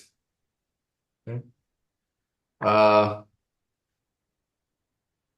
the guy at the counter really isn't paying much attention to you at all, and you walk right into the back room. And going into the back room, you walk into a it's like a sitting area with some like a couple of couches and uh, a coffee table. Mm-hmm. And on one of the couches, someone's passed out. Mm-hmm. And on the other couch, there's a guy playing a solo card game on the coffee table. You walk in, he looks at me and says, "What the fuck are you doing here? Get back in, get out of here." Correct. Turn. Does I have a mouthful of bow? Good. Crack. Hold on the paperwork. Fucking eat it. Get the hell out of here. This isn't. You sure? Whoop. And I turn and leave. Do I see another doorway back there? Two. One that leads off to the side and one that leads further back from like further away from the entrance from the front of the store. So like this is a narrow kind of room that maybe is only about half the width of the bodega. Yeah. And there's a room that goes off to the side of that, which you imagine would also, correspond to that. yeah. And then there's a door that leads further back. Okay. And I went around the exterior. So I didn't see an exterior door. Well, the thing with the exterior is the bodega is sitting, facing the winding way. And then there's an alley going down the side, and in that alley were three guys hanging out. Okay. So, you would have to like move through that group of loiterers to go down the alley to kind of go around the side of the building. Hmm. Okay. I fuck off as the guy told me to do. I go out the front of the store. I crumple up the paper, throw it on the ground. Finish my bow as I round the corner back to my compatriots, and I relay the information to you. You come around the corner, get back to your compatriots, and as you come around that corner, you feel a hand on your shoulder pull you back for a second. Mhm. You turn around, and it is one of the city guard. And he says, "You're gonna go pick it up, Mhm. or I'm gonna find you." Picking it up. You know those? that. I love that. As I'm going That's towards so the good. paper. It's littering. The got caught for littering. shopkeeper rolled a 4 in his perception check Yeah. to see you going. The local guard rolled a 22 on his perception check. Doing to a hell of catch a you. job. I mean, yeah, and this is since it's an enclosed city, like if this was an open city, throwing some trash on the ground, not a big deal. But there's nowhere for this to blow away to. Yeah, it's here. Littering inside the city is not tolerated. I apologize. I'm sorry. Fuck, I tried to throw it away in there. There were huge dicks about it. I said they didn't have a trash receptacle. I thought you had to have a trash receptacle. I'm saying that I didn't ask for a story, man. Go pick up your trash. I keep telling it. I put it in my pocket. I'm like, hey, it's fucking. I would check that out. And I around the corner.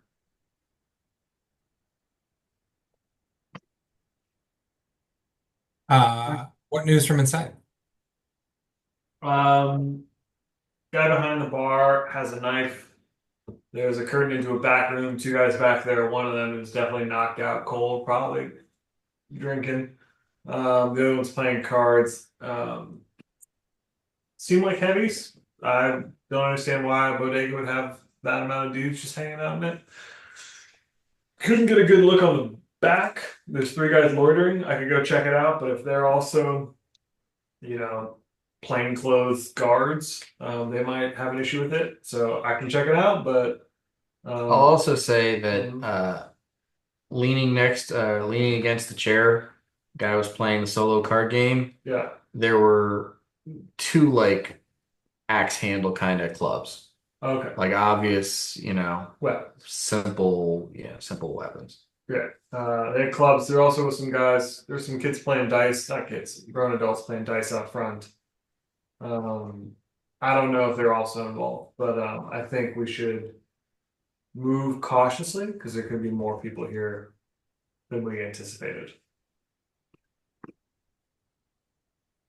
And I look at Marjal. I say, I think this is where your part of the information gathering kicks in. And I'm sorry to say this, you're gonna have to talk. Well, I said I don't know what I'm talking about. I don't like this isn't exactly my skill set. I'm not sure you want me leading an effort here. Flick, what should Narjal be saying for his part? Because your part's the rolling in and being like, fuck the Yang, man. Okay, yeah. Okay. And I'm doing it alone. I wasn't aware that I was doing it alone. I think the good Reverend Doctor Victor T. Flacco could go with you.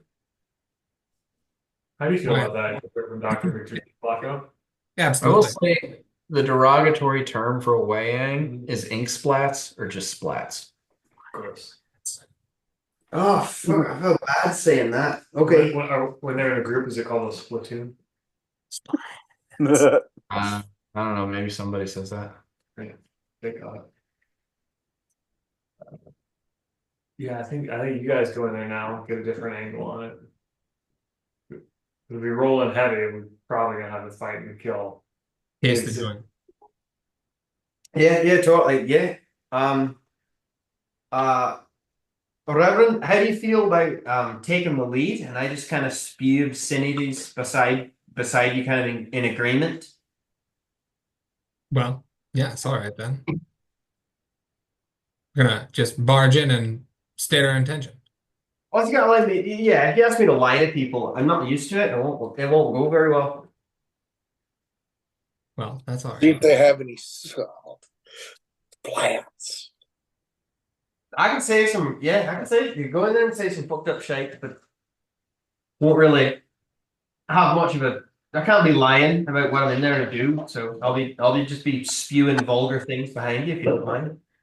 Are you worried about not being able to lie to them? Yeah. If I try to deceive anybody, I'm not you. That's not my game. I And rear no. back and slap you in the face, and I say, "Now you've been assaulted by a Wei Yang." Ah, Yeah. oh, that was a lot Now take his more money. intense than I figured it would be. Take his money, Flick. I've got these long fingers. Take his money. That way he can say you've been Oh stolen yeah, from by Yang. give me some money. I'll give it back. I'll give it back. And yeah, I'll Let's just go, let's just go like like this. take it. Yeah. Nice. Okay.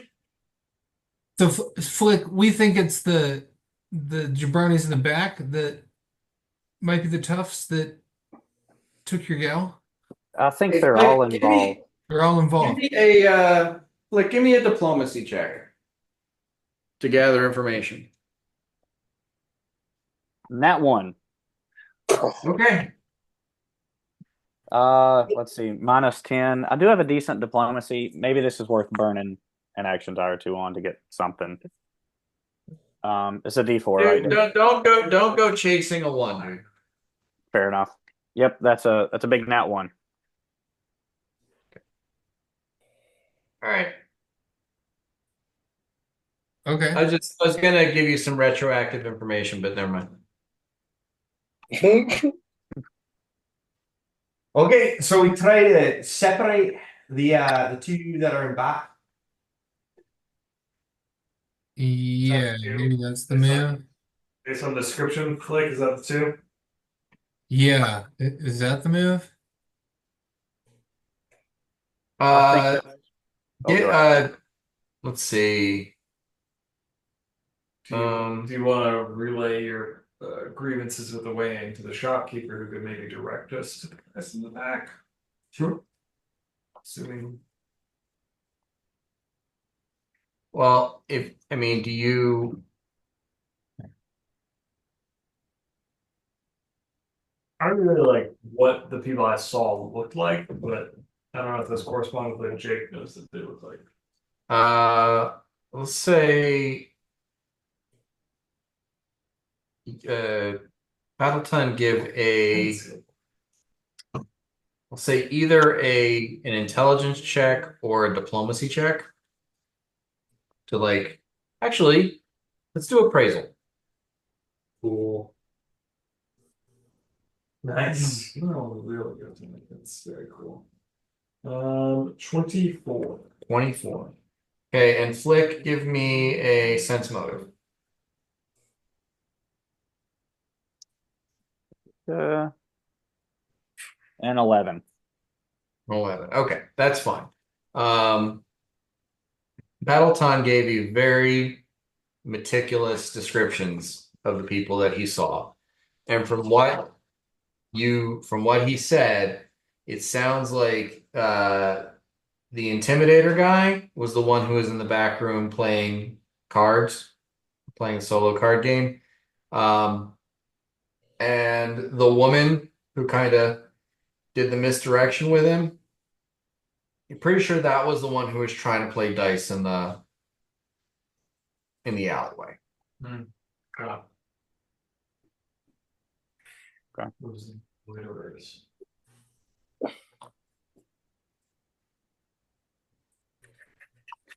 Interesting. Okay.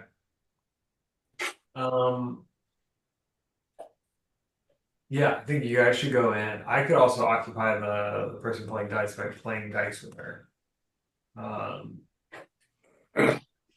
Bottleton, if you wanted to try to distract the people in the alley, I might be able to sneak through the alley and try to get in through the back door. I mean, If there is one, yeah. Well, if there is, yeah. But at least we would have eyes back there past them at that point. okay. Well, I'm taking order of operations here because if the good doctor and Rockbeard go in and talk shit about weighing, get information, but then we're on the outside trying to talk to our occupy the dice players while you're trying to sneak in, and then Orthog's probably in an alley jerking off to turtle related materials. Um, how do we all coordinate our actions together and know what anyone else is doing? Dan, will this be a good time that I roll profession soldier and kind of take lead of where these guys should go? Uh, sure. Sweet. Okay, we rolling with that. 18. Hold on. 22. Okay. Um, so professional soldier, you're looking at the situation and your first instinct is given what Flick has said, there are 7 of these individuals in this group of thugs. You're aware of where 6 of them are. Uh, even still, with that in mind, you are outnumbered. So, even if the 7th person is on the other side of the city, you're still working in a situation where it's 6 to 5. Splitting up and putting, like 2 people at the 3 people in the alley, and then having the other 3 inside where there are 3 other people, probably not your best course of action. You'd rather maintain a tight strike team where it's 5 against the 3 inside or 5 against the 3 outside. And if you are looking for a kidnapped individual, well, they're definitely not in the alley. They're probably inside the building somewhere. So your soldier instincts would be to move inside as a group and then kind of blitzkrieg into that back room, take out the 2 guys in there as fast as possible, and then manage any additional people coming in after that.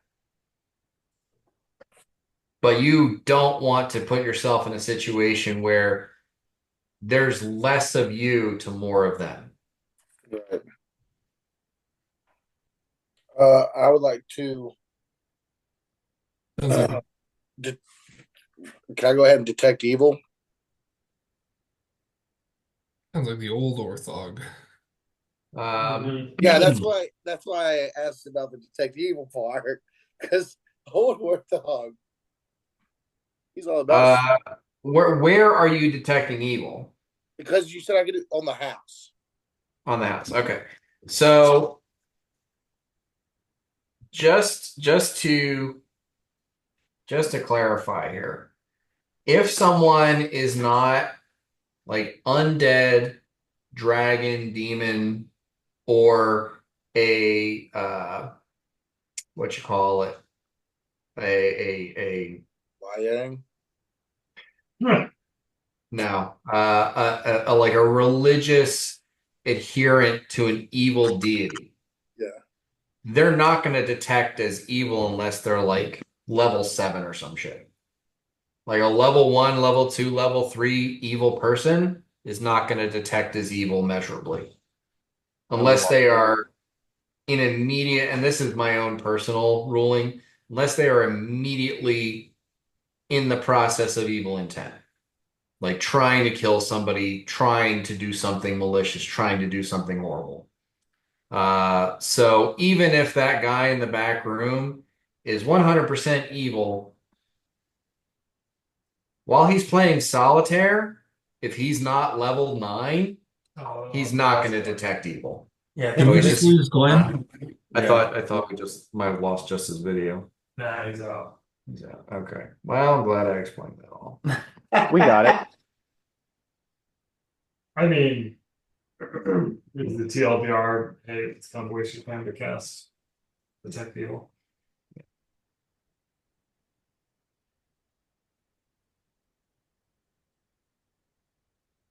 Let's do this.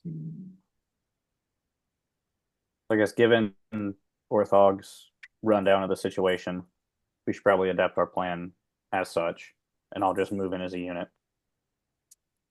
Yeah. Now hold on. I mean, he does have a soldier's perspective, though. Yeah, what about if they've got someone kidnapped in there? What about we go offer him weighing slaves and see if they wanna if anyone's in the mood to buy a weighing slave, and then see if they have any weighing slaves for sale. I look at you for a long time, and then I just look at Flick. I don't hate the idea. Well, that's the thing, like you know, because if we go in there and we're fighting the two, who knows the state of our affairs once once we finished off the two, by the time the three come in, we're still probably pretty outnumbered. And I'm not a fighter myself. So I don't think we should just go in there and start fighting. You know. No, we shouldn't. But so where do you want to get to? Like, what is the place you want to get to? I want to buy Flicks from back.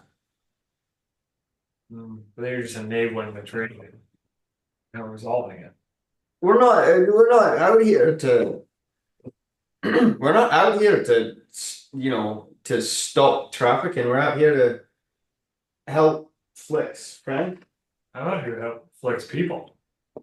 Well, okay, yeah, you can posture however you want, but I'm saying we got a matter at hand. To speak out of character for just a second, like, we could try the old chained up Wookiee trick, right? Like, I don't know if that's going to gain us any ground. Yeah, I think so. But it is a play.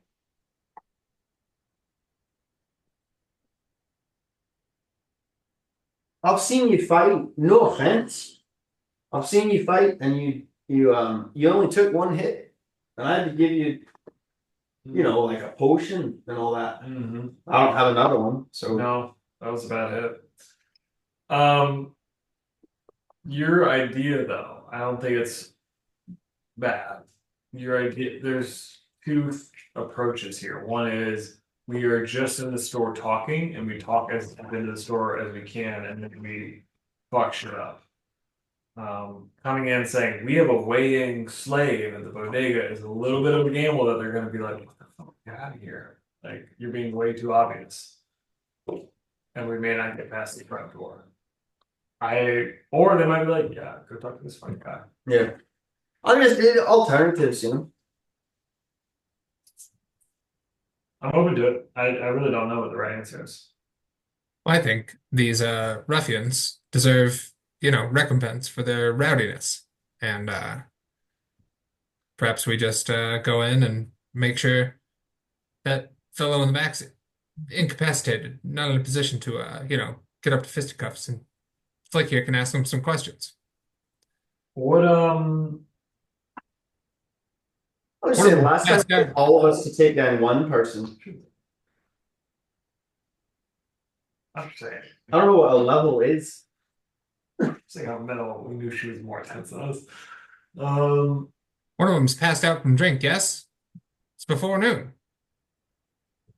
So you think you're promotable, you walk in, you go straight to the curtained room, and you're like, look, here's this little weighing fucker. No, I go up to the guy behind the counter. Okay. All right. Yes, Say, you want a charming. slave? We got a slave. He tried to fucking, I took my money and he slapped me. So me and my friends went and enslaved him. Okay. All right. Who do you While want you're with? charming him, we head into the back and deal with numbnuts.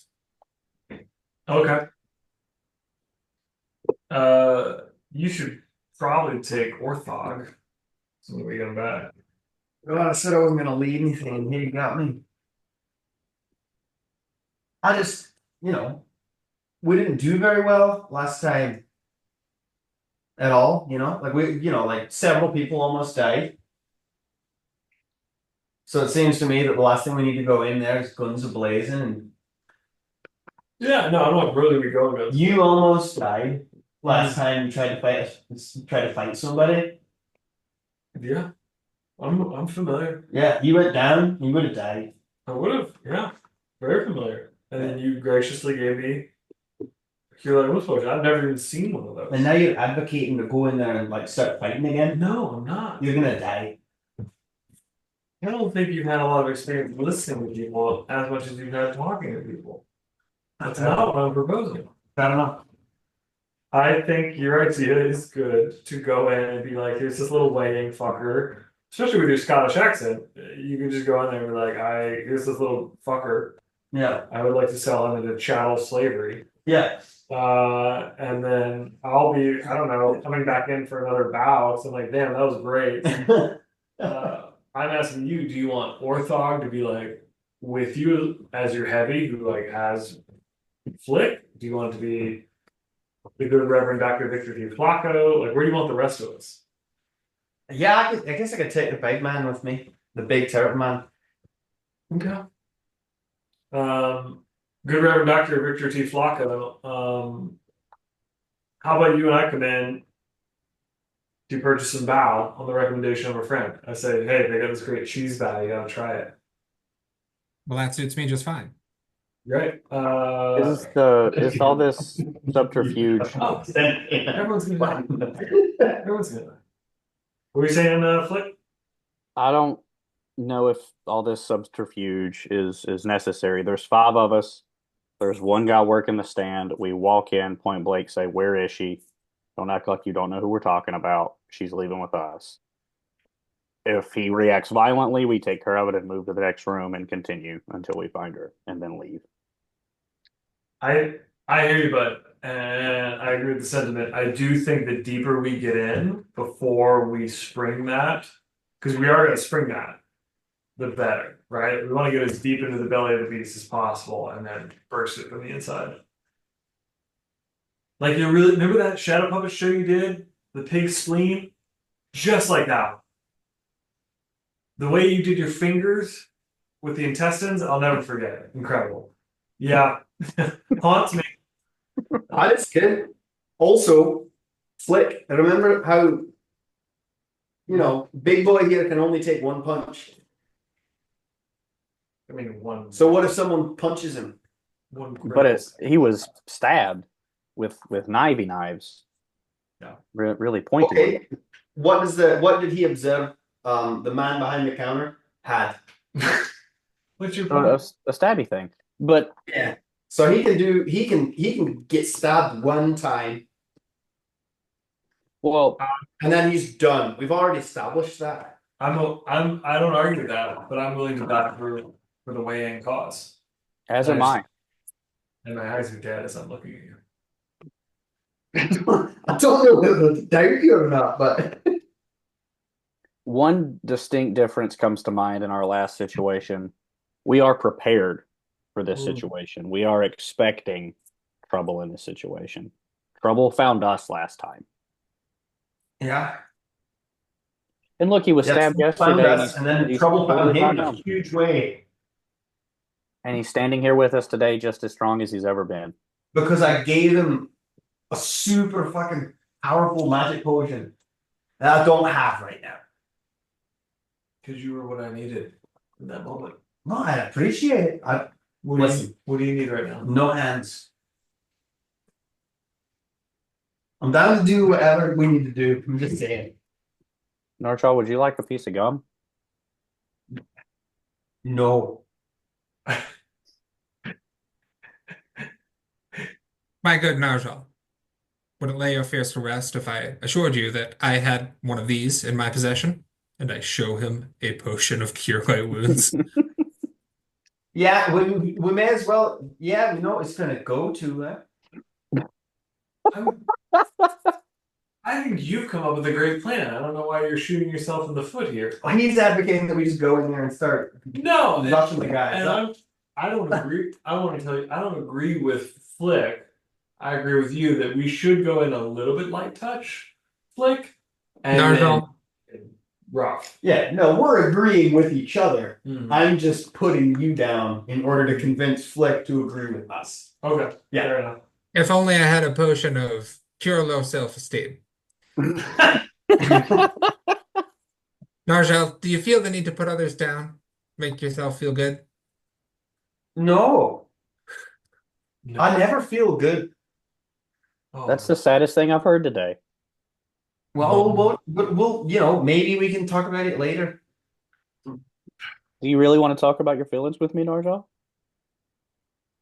I start walking towards the shop. hold on, guys. Hold on. I hand Bet L10 the potion of cure light wounds and say, there's a good lad. I thank you. Thank you. I looked at his shitty Scottish. I don't know. Don't know. Well, now hold on, there, Sean. We have to bind him and like bring him in as a slave. So I quickly Flick, if you'll let me, I bind your arms and hands in such a way that you can pretty easily spring out should you need to, and then lift you into orthogonal arms. Yeah. And then good Reverend Victor T. Flacco, I say we're gonna wait until they go in, and then we're gonna go in and buy some cheese bow. Quite right. Cool beans. Yeah. Let's do it. Ooh, I'm gonna get rid of you. Oh, Oh, I'm gonna get out. okay. I don't think I'm gonna have to pay for it either. It's gonna be great. Hold that potion close. Ooh, you're my wounds bow.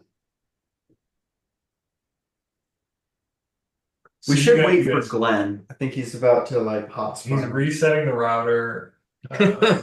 Which Oh God, he can't reset a router.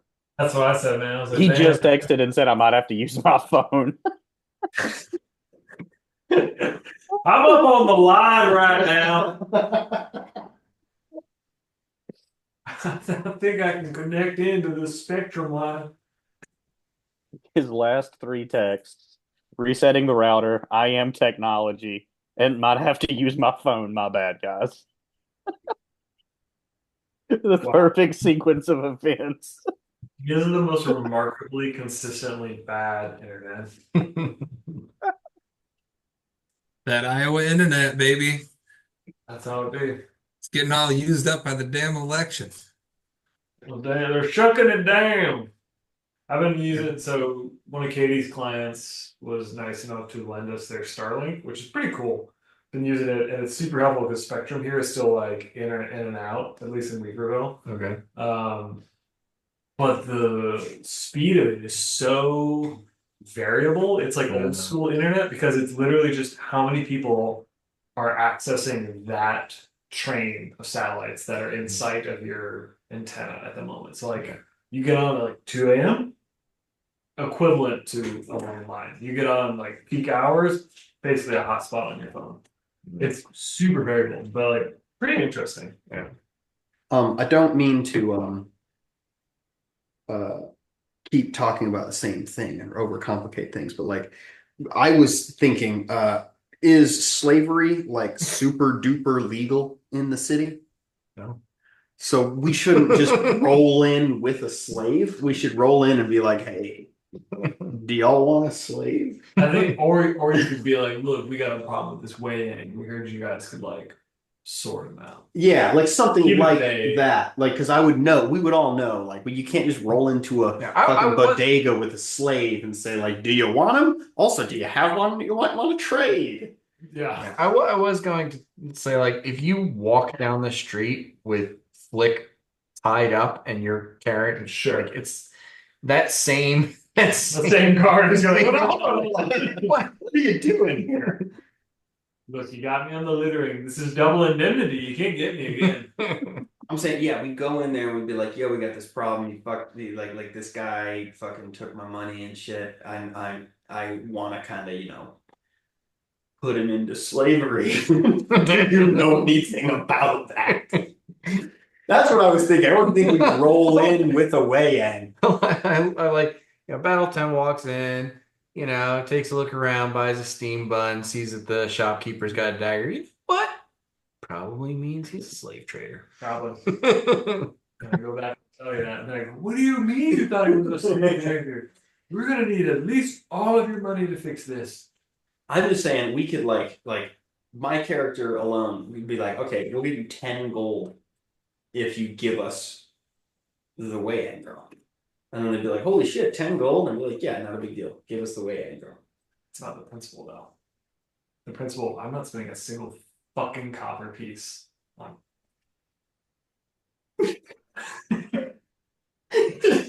Two-faced gaslighter. Wow. It all comes out. I'm trying to think about the fact the last time we got into a fight, it was against one person, and we almost all died. It's great. And so I'm thinking that we go in there and we do something. I'm willing to put 10 gold on the table and be like, we know you have her. Sell her to us. And then we go like, okay, cool, we got your friend back. All And of then- your solutions revolve around trading money for lives. That's Okay. fucked up. So Yeah. killing them and killing them and kill them? We don't have to kill them. He's beat them to near death and stabilized them. There's some bullies. They're going around snatching gals off the street. I mean, think about it like this. Starry Roses Are Red. What did we do with that gang that attacked us? We murdered all of them. I don't remember who they were. I don't remember their race. I'm trying to learn. I'm trying to progress in life. And what did we do session one? This lady runs into a bar and we all agree like, well, we're not going to murder her just because she ran in here. 4 years ago, we would have murdered the shit out of her. We've already come very far. Look at us. We're planning going into a goddamn bodega. That's and paying to get a girl out of the fucking, Wei-Yang trafficking ring because it's what our newfound friend wants. Going in there and just being like, fuck you, see? And murdering them isn't going to do anything. No, I agree with that. And that's not going to stop the fucking trade either. I think the middle road is here's this Wei-Yang. We want to sort it out. Who do we talk to about that? Then we go a little bit deeper. Because one end of the spectrum is we'll just pay for this girl, beep bop boop, we're done. The other end of the spectrum is Flick's perspective of we just go in there and fucking cut throats. Mm-hmm. I think that's the middle perspective. You don't like beat bop boop? I don't like here's 10 gold pieces and now this side quest is resolved. Okay, all right. Well, then we'll just wait to see what Glenn says. All right, The iron price.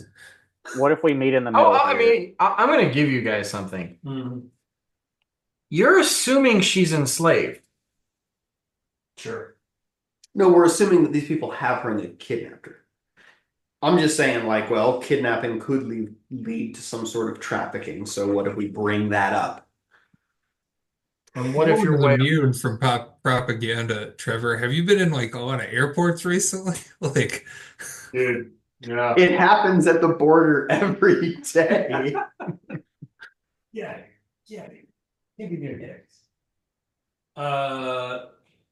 Yeah, and I think going in there and being like, we have this problematic Wei-Yang, what do we do? And being vague and a lot of the opportunity, then talk to this person. Oh, go here. And it's like that pulls us into the place that she is more likely to be. Okay.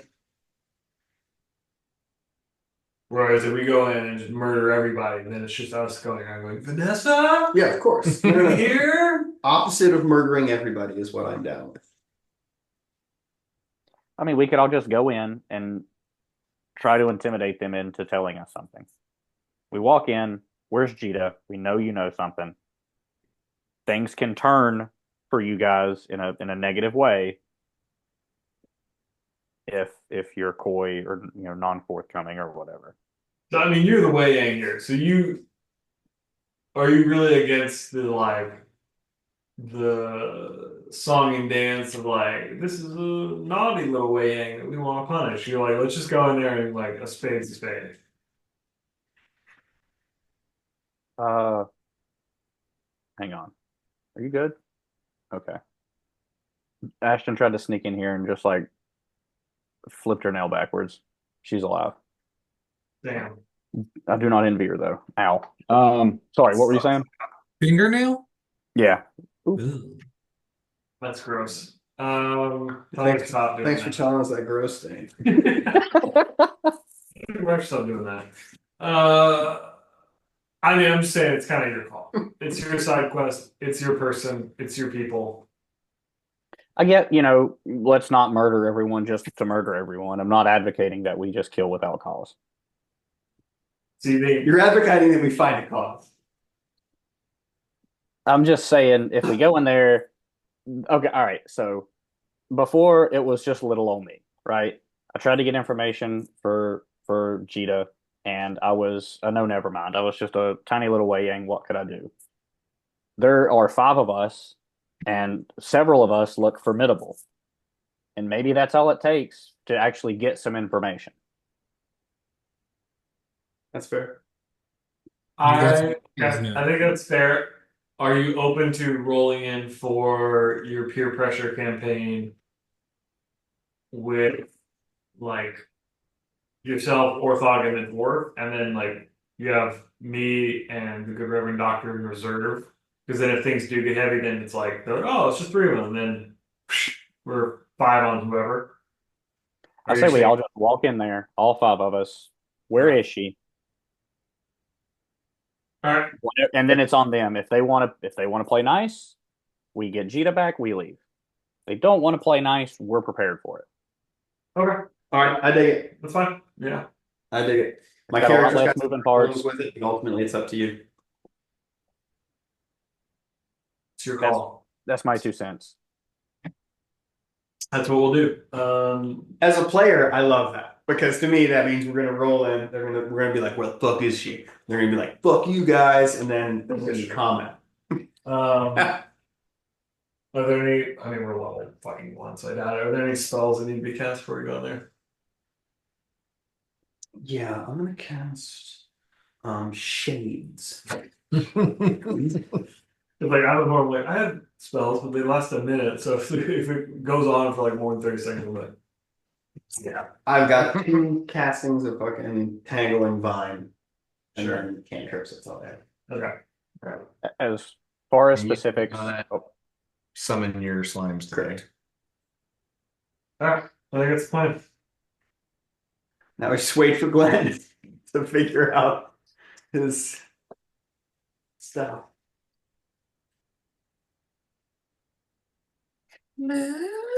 I think Glenn is en route to his internet service provider to get this resolved at the moment. What do you mean? What do you mean you're not open?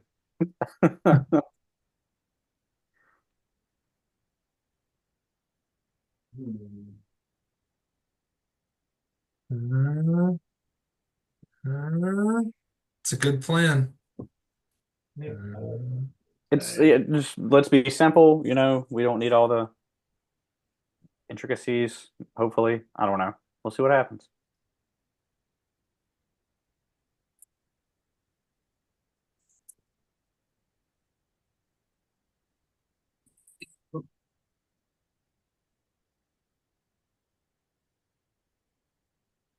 Oh, look at this.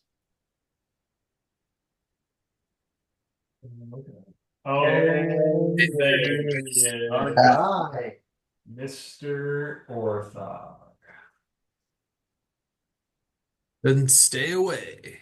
You're gonna love this, Glenn. We came up with a plan, and the plan is roll in there and say, "What the fuck is up?" Let's do it. Was there? I know we were in the middle of saying what is evil and not. Did we find any just straight up evil things in there or not? Okay, so basically, unless something's like super evil or high level, it's not going to show up. So, like a Okay, level two human who is evil and is not like in the immediate effort of doing something evil, yeah, is not going to detect as evil. So, even that level three rogue that you guys fought, the only reason she gave off an immediate evil aura was because she was like intent on killing people when you detected evil on her. okay, So, like a standard level one or two person is not going to detect as evil unless they are a worshiper of an evil god or something like that. cool.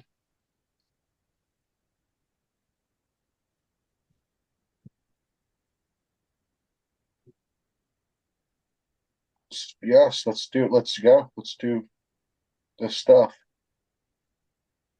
Okay, cool. Let's do it. Okay.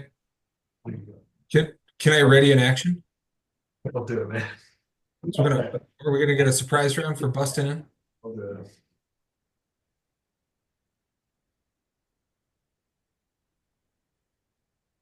Okay, so what is your attack plan proposition here?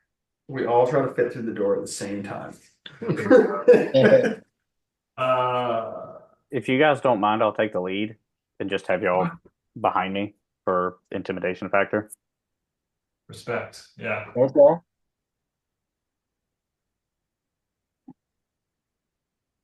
And your intention is to head to the back room and give this guy what for?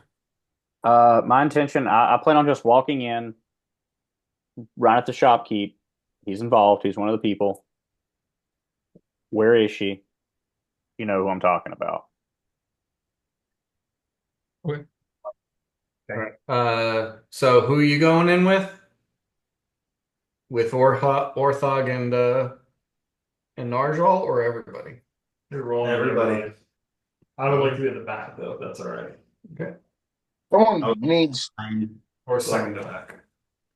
someone needs to someone needs to go to the alleyway just in case someone tries to bolt. That's why I think I'm gonna stay near the back, Glenn. That way if someone comes in the door, I'm ready Hold the door shut. Wedge the door. for that. Yeah. You're a big tough guy.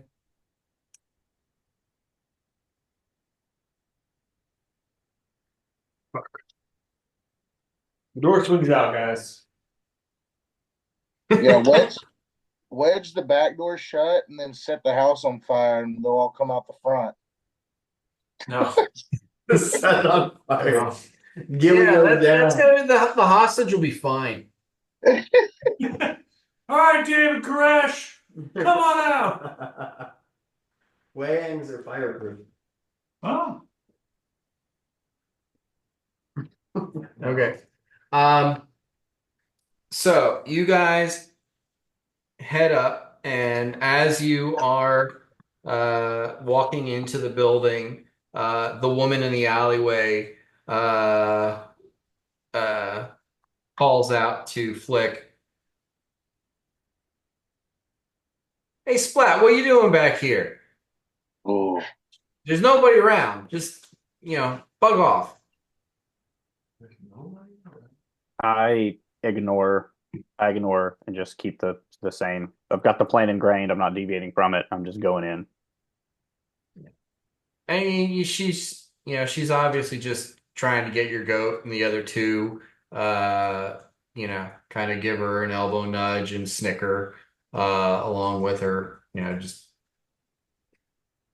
being shitheads. Um, Racist. and you guys pile in. The guy behind the counter, uh,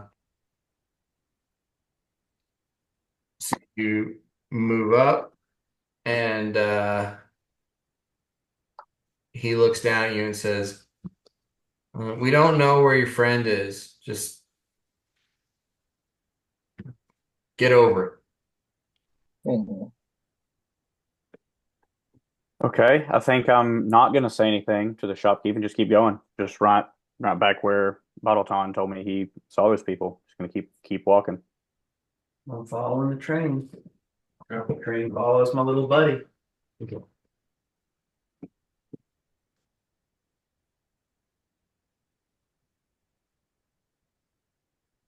Are you staying at the door or are you going with him?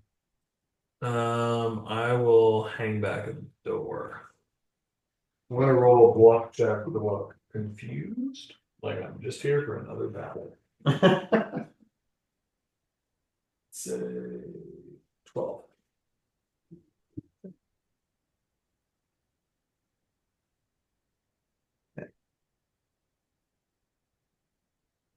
All right.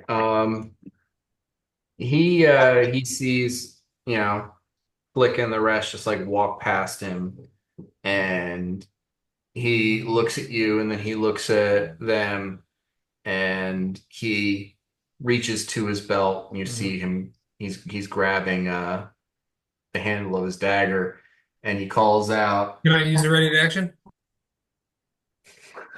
Yeah, I was gonna say if he's gonna call out something, Well, you can use a ready to action after he does the thing that, triggers the ready to action.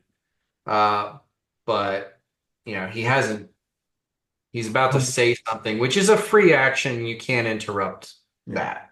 Fine. Unless you can cast silence, which I know you can't. uh, so he calls out, "Hey Shen, we got incoming!" And he pulls out his dagger. And now, if you have a rated action, go for it. I cast Daze on the shopkeep. Okay. Uh, is that a will save? Yeah. What's the DC? Um, DC is 15. Okay, he got a 16. Oh, come on. Can I throw an action die on it? Yes. Not after the fact. Well, yeah, you could, but that would only bump it up to 16, and then he'd still beat it.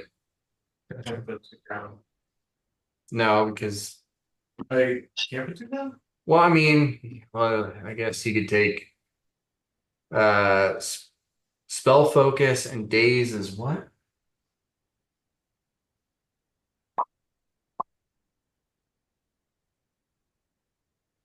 Is it enchantment or evocation?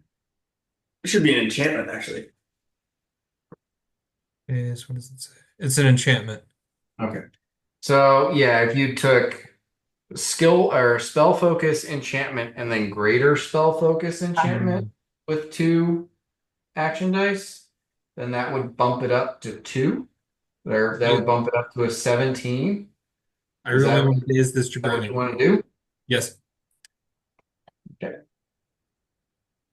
Let me just double check to make sure greater spell focus doesn't have like a level requirement or something. It does. That's a pretty fucking powerful feat. Well, I think it just has the prerequisite of spell focus. Yeah, so you're fine. Okay. So days.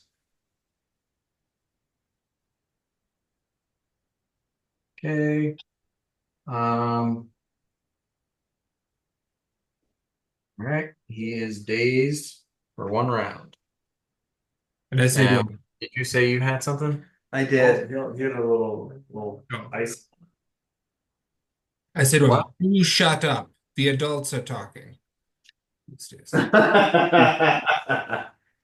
Nice. Can I know that kind of rounds happen all at the same time? Can I see that he has done that and prepare something a little different? Because I was going to do a grasping vine on the shopkeep. That's your ready to action. You can either carry that out or choose not to carry that out. I'm going to choose not to carry it out. Okay. The ready action Can a swift action also happen on the same time as a ready action? No. Okay. My ready action be to have Shield of Fate. Just cast Okay. Shield of Fate. Sure.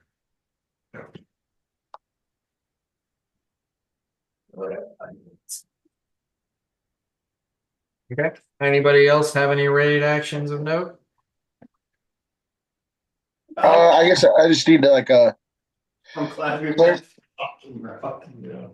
to clarify. I guess in my mind, I've imagined Orthog like he's walking around using his great club as like a cane or a staff. And does that matter, or do you have a different vision of that? That's fine. Okay, just checking. Okay. All right. Everyone, roll initiative. Hell yeah. 20.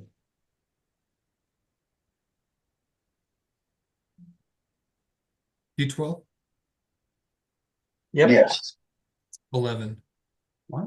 nice.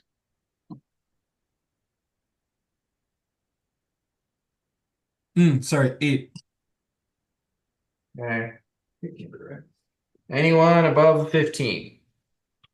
Me. So my dex mod is a 1. My miscellaneous modifier is a 6. Which seems very high, and for whatever reason, the total I've written down is 11. I don't know why the fuck that is on there. No, your dex modifier is a 1. Mhm. Your miscellaneous modifier, you have improved initiative, which is +4, and reactionary is +2. Yeah, that makes sense. I don't So know why there's your no- your initiative is +7. Okay. 15 total. I think you put your hit points in your initiative box. Yeah, I did. You're right. You're totally right. Then why would I have 11? The max is 10. Okay. So wait, what was yours? 15. 15. Okay. Love PubMed. They changed the recipe and it's not as good, but it's still pretty. The ratio of Cheetos is not high enough. There used to be no Cheetos at all. All And these right. used to be Above a 10. I got a 13. Okay. Above a 5. 8. 8. 7.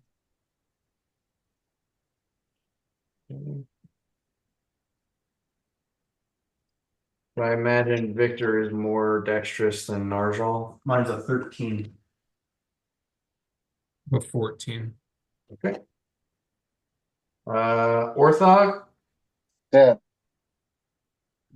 Sorry? 7. 7. Okay. I really burst my bubble now. I'm just gonna start thinking aloud. I'm sorry. I hate you again. I was briefly living in a. Oh, good hope, yeah.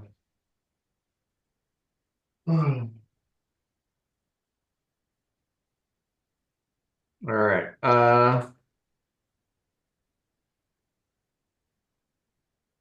So um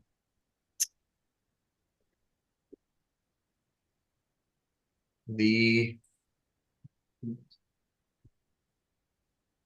so Zhen is the first to act. Not guaranteed, just makes God longer. You have to call it. He grabs one of the clubs next to his chair and hops up from the chair and walks to meet Flick.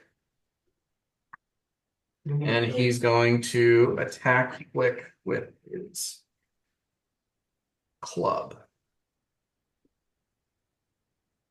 Flick, you have not acted yet this turn, so you are flat-footed and therefore a viable target for sneak attack. Okay, and that is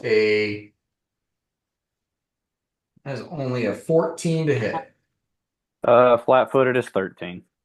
Okay. And ooh, Looks Yeah. dead.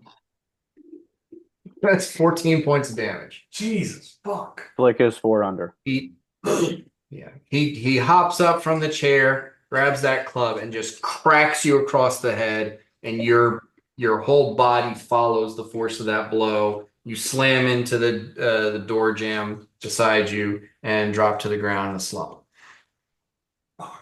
So I think I'm full dead, right? Because my con's a +2 and I'm -4. No, So you're minus how much?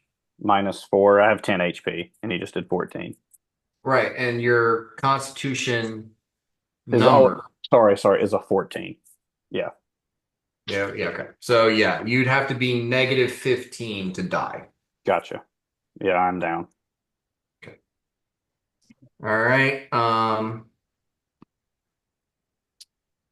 And Aggression will not stand. Battle Time, give me a perception check. It might stand.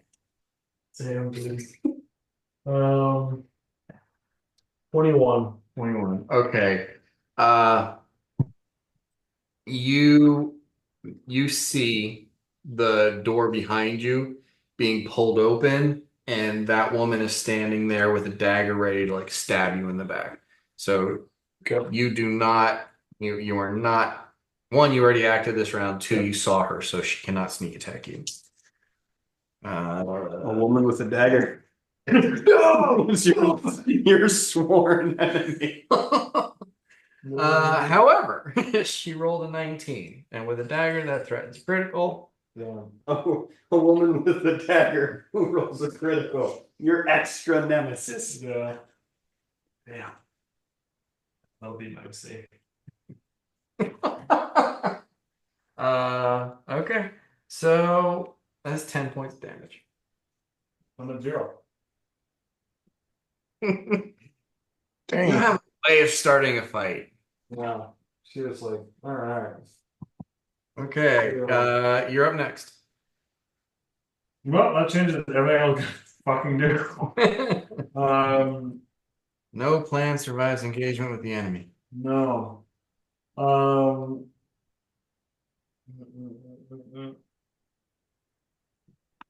Yeah, no, they got a lucky start.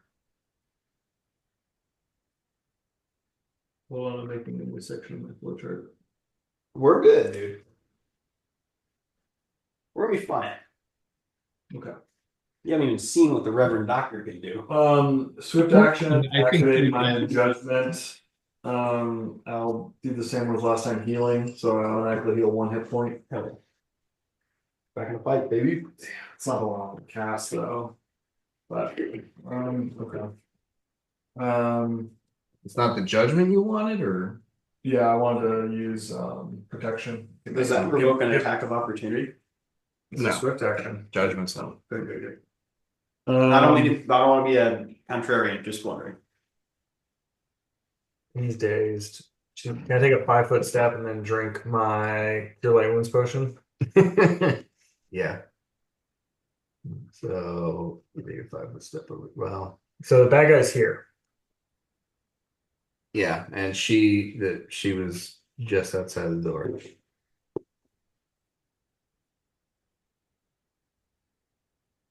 I really want to be the good guy in this situation and help Flick, but it is not my character's alignments or belief system. So yeah, I take a 5-foot step and then I consume my Cure Light Wounds. Is what I do.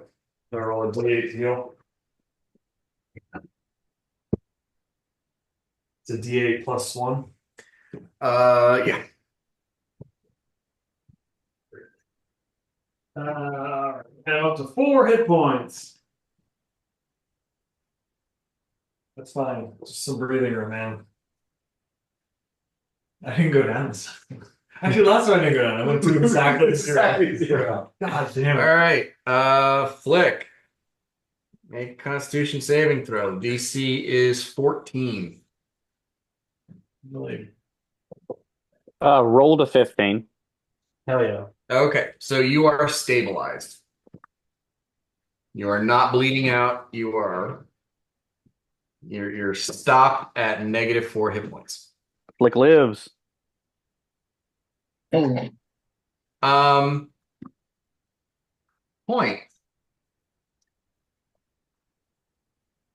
One of the uses for action dice, which you guys have never used, is Where is it? Stop. Roll 1 to stabilize at negative hit points and gain that many hit points. Shit, I guess I got to burn a D4 right now because that could get me back to 0, right? So Yeah. let's see what happens. I rolled a 4. Hey. Explodes. It Fuck does yeah. explode. Okay. Is it greedy to ask for it to explode again? I got a 3. Okay, so you are conscious but prone at 3 hit points. Actually, at 2 hit points because 0 is a tick mark on that scale. 2 hit points. Sweet.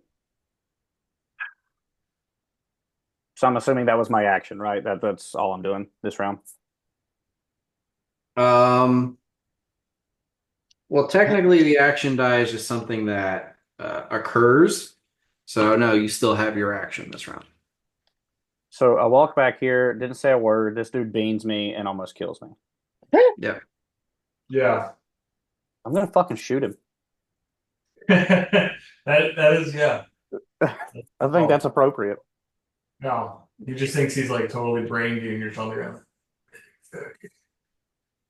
right. This is a bad idea, but I'm doing it. That is a 17 on the die and 18 to hit. Okay. And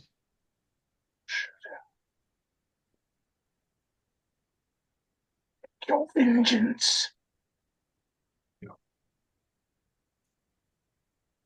I bet this motherfucker's never been shot before. You Yeah. rear firearms. well, you are trying to use a ranged attack in melee combat that does incur an attack of opportunity. Are you sure that's what you want to do? No, I don't want to do that then. Um, I'm already prone. Just Yeah. do I'm gonna cast fucking grease on me and try to get him with it, like a 10-foot square on just us.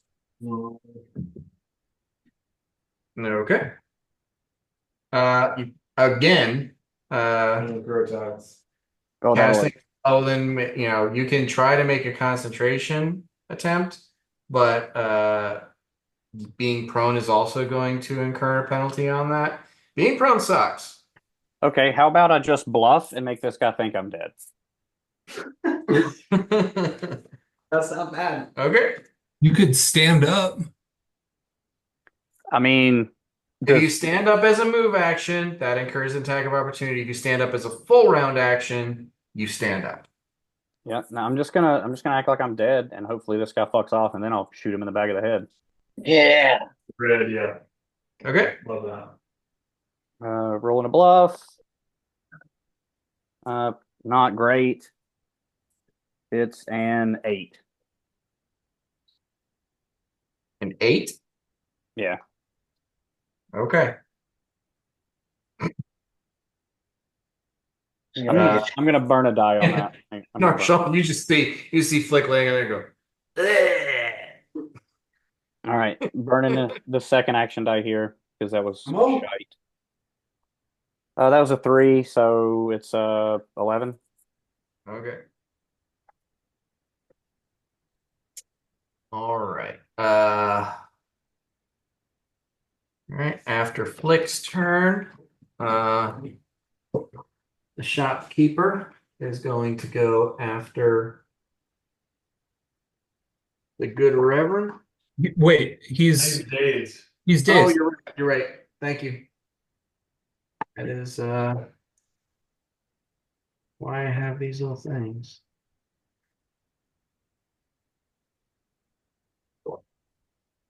Um, this guy kind of moves into position, but he is waiting to get through the door. The woman is in the way. Good Reverend Doctor. What? Um, okay, I guess here we go. Can I cast Obscuring Mist on the room and then as a move action move to the back room past the guy? The Okay. Obscuring this is what, 20-foot radius? yeah. Okay. And where do you want to center it? On the guy that hit Flick. But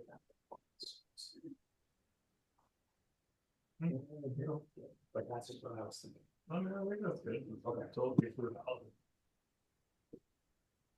But in my mind, I didn't know that you absolutely don't have the door. The door's a little out of hand right now. We'll reel it back. Okay, centering it on the guy who hit Flick. Mm, yeah, that's good. Okay, and where do you want to go? I want to go back through the obscuring mist.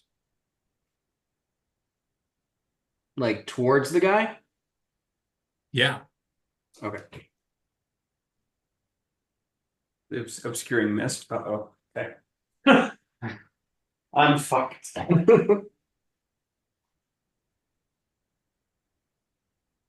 Okay. You get like right up next to him? Is that what you want to be or what? I want to go past.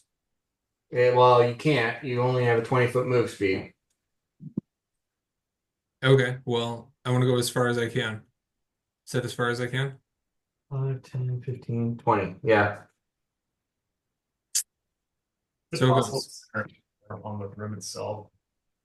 I mean, it is possible, but that's not what he chose. No, the camera. Oh, what? Sorry. I've not. Can I keep them behind you? Yeah, totally. Well, we're gonna sense it over the. Yeah. And I guess, yeah, that's me.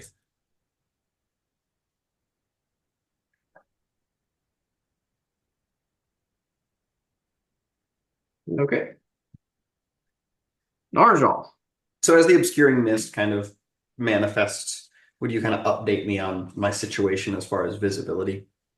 You can see the basic outline of Orthog behind you. Okay. And Flick on the ground in front of you. And then everything beyond 5 feet is just white fog. Okay.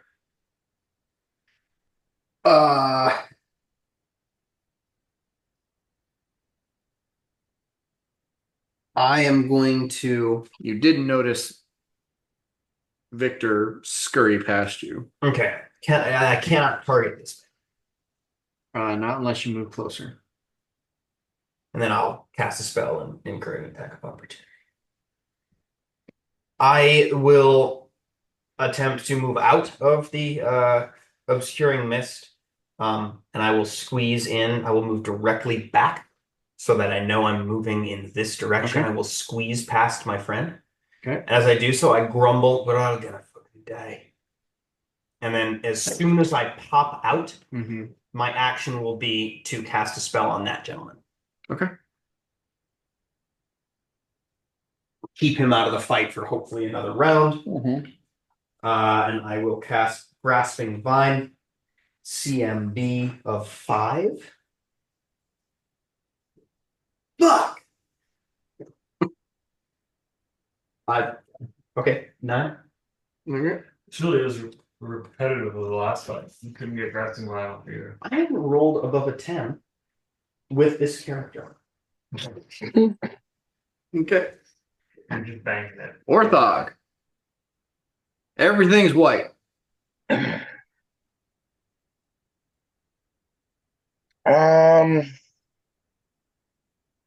Chaos is good though. We're gonna be okay.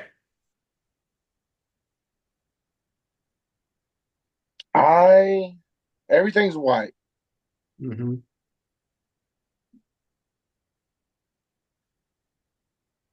You're surrounded by a fog. I just pull my clobbering stick into like a defensive position, or I position myself defensively as a ready action. Okay, so you ready to in action to attack anyone who comes near? Anyone who that threatens me. Okay. And I mean anyone who comes near that's an enemy. I'm not going to say that you attack your friends. Well, yeah, but I mean that would make sense in that smoke if someone just that'd be kind of funny. But yeah, no, yeah, that attacks me.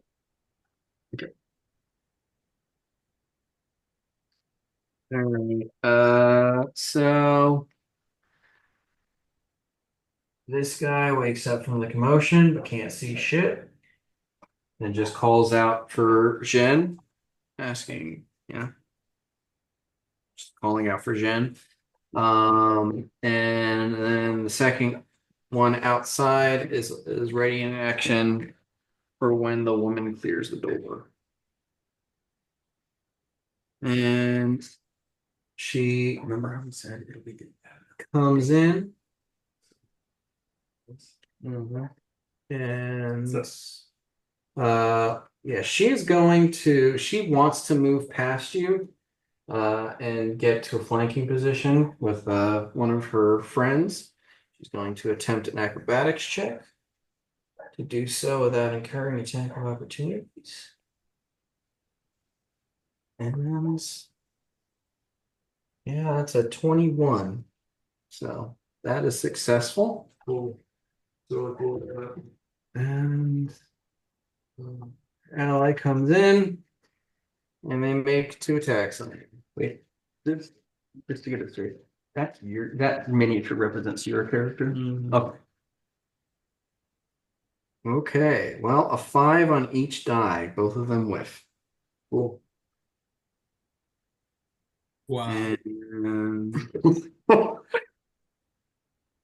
What is the bonus to attack against AC or flank? +2. +2. Okay, so it's negating my bonus right now. Okay, battle time. You stay, but I don't know how you should stay. Yeah, I heal another hit point. Okay.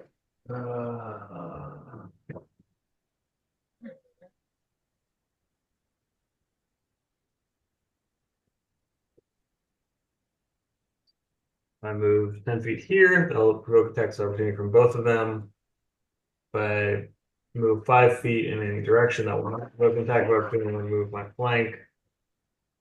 Or I can do a full withdrawal. I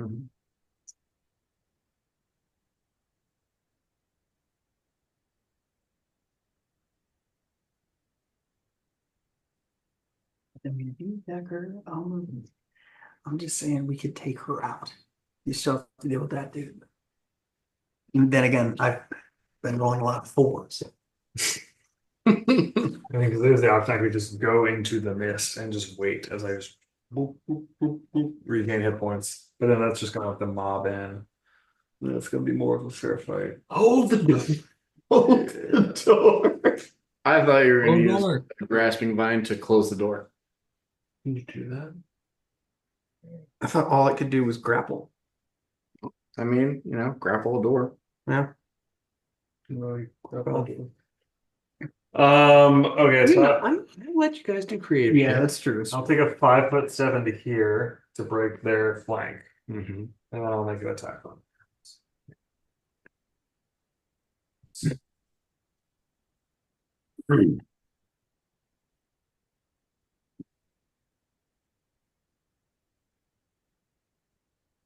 It's like, okay.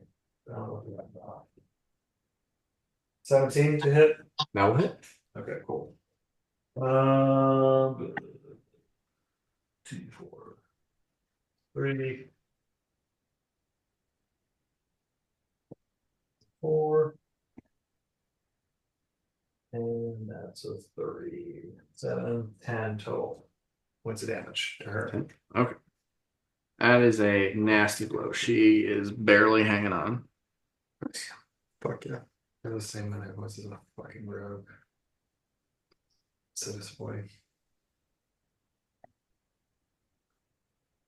Hey. Yeah. Flick. I'm kind of still in the same situation, I suppose, right? The mist Yes. it isn't giving me the freedom to stand up. Um, being prone, I can't use my flying blade correctly, right? I mean, being prone, you're going to take a penalty to attacks. Yeah, and I will still. All right. May I remind you that you are a bard? I mean, yeah, I guess I'll just start a bardic performance here on the ground. Okay. I love it. Inspire courage. Everyone gets +1 to attack and damage and +1 saves versus charm and fear. Amazing. So I'm singing some version of "I'm Still Standing," even though I'm laying on the ground. Pretty good.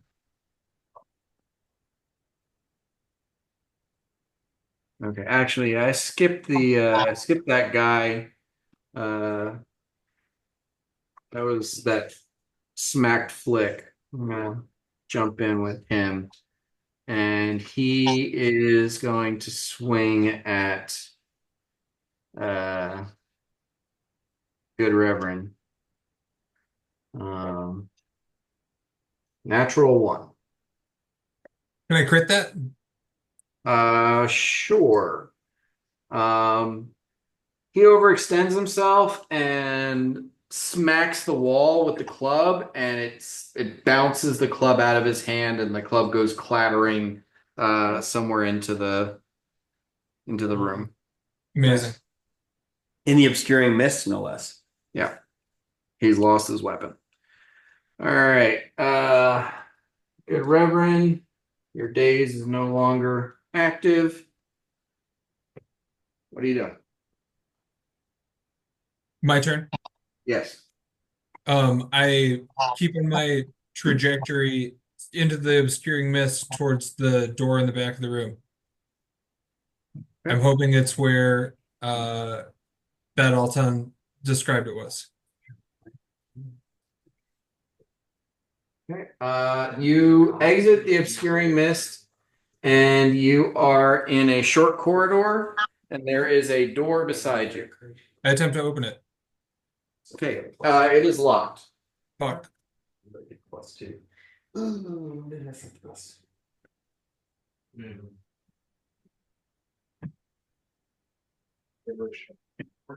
Uh,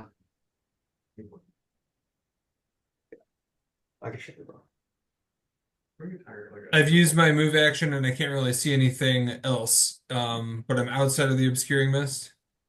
uh, yeah, just barely. Well, that might Anything be. else you want to do? Your Um, standard action? yeah. I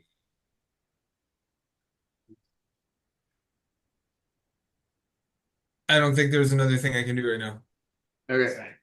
All right, Narjal. Um,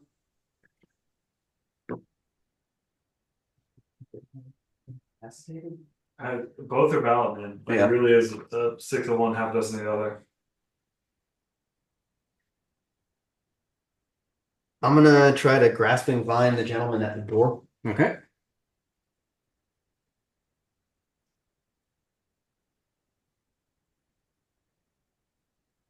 There's no way that works. I rolled a 2 on the die.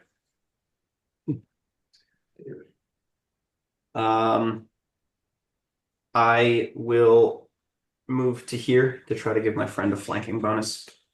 Yeah. Sorry. No, that's okay. It's all right. Okay. I have no way high on that. Very high AC. For a level. So we'll This see what guy happens. wanders around a little bit. Can't really figure out what's going on. I have higher. This guy is waiting for this guy to clear the door. So he's got a ready to action for that. Orthog, you've just been sitting waiting for somebody to attack you. Are you still gonna stand there and wait, or are you gonna do something? I mean, what I can't, can I see yet or not? No. You can hear behind you, Battleton uh and Narjal are fighting.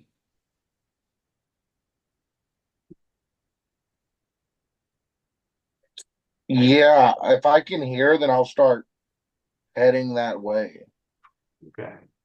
You head out of the fog and you can see the shopkeep and the woman from outside are both, kind of in the in the melee here. Is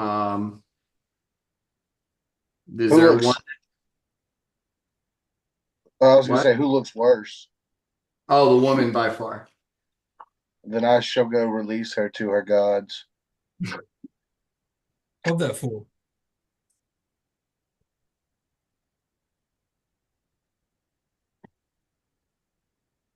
350 pencil. This is from the High Point Visitors Bureau. It's my hometown. I don't know. I think at a hotel in High Point. Why were you in a hotel in High Point? Just raised more questions. Uh, That was a 24 to hit. Gaming convention. 24 to hit? Yeah, I rolled a 19. Yeah, that'll hit. Yes. And you also have Inspire Courage. It's a +1 to attack and damage. Is that active for all of us? Yep. Very cool. Everyone who can hear Flick. Thought you were dead, Flick. I'm still standing. Yeah, That's a yeah. good roll. That's a good roll. I 8, can hear your 9, voice coming out of the mist. 12. 12 points of damage. Okay. She's dead. No, she's not. Okay. She's very close. She's not dead. All right. Let's see. She needs to make a fortitude save. And yeah, she succeeds just barely. Stabilizes at -11. Um, Gable. this guy goes back over to where he remembers he left a club and feels around for it and picks up another one. Battle time.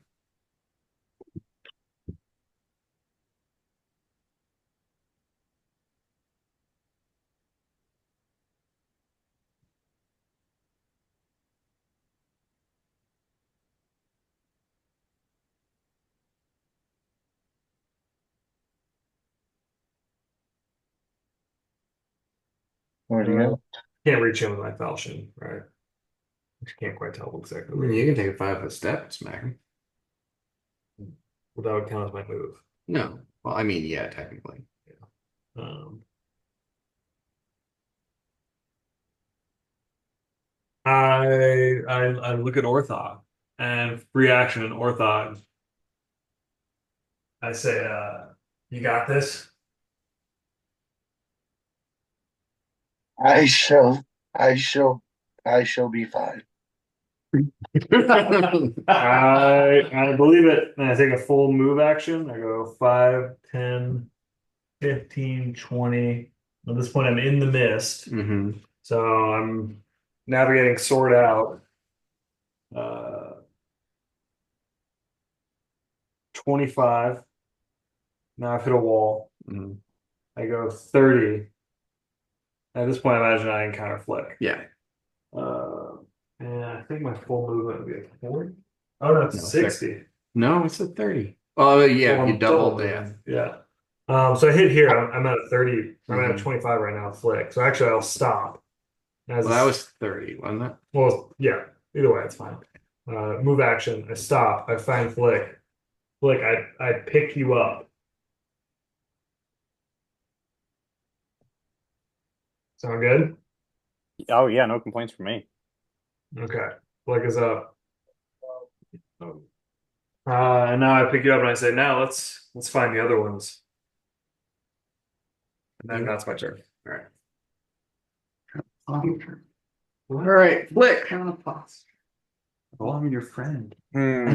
I mean, I know there'd be no way to extort you. I'm 100% moved into the mist because it allows me to heal safely. And then I happen to find Flick, so I stand him up.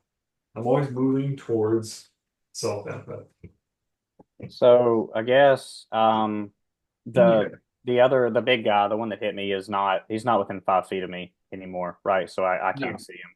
No, he went looking for a weapon. Will it break my bardic performance to cast Cure Light Wounds on myself?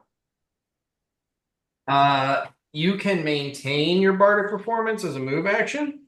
And you also have lingering performance, so your bardic performance, like technically you should perform and then stop And cycle back, yeah. and then perform again. The only thing is if you stop, then starting again is a standard action, or you maintain as a move action every round. So like there's some tactical reasons why you'd want to maintain as a move action every round, and there's some tactical reasons why you'd want to drop for 2 rounds and then start again. Yeah, I don't think I want to move this round because I've got to get better. So I think, free action, I just say to Bottleton, thanks for the help. Let me catch my breath. And then I'm going to maintain my Bardic as a move. And for my action, cast Cure Light Wounds. Yep. So let me roll We my lose Flynn D8. again. I think he's there, just no video. I'm here. Okay. Yeah, we just can't see you. Want to crit? So that got me a whopping 3 HP.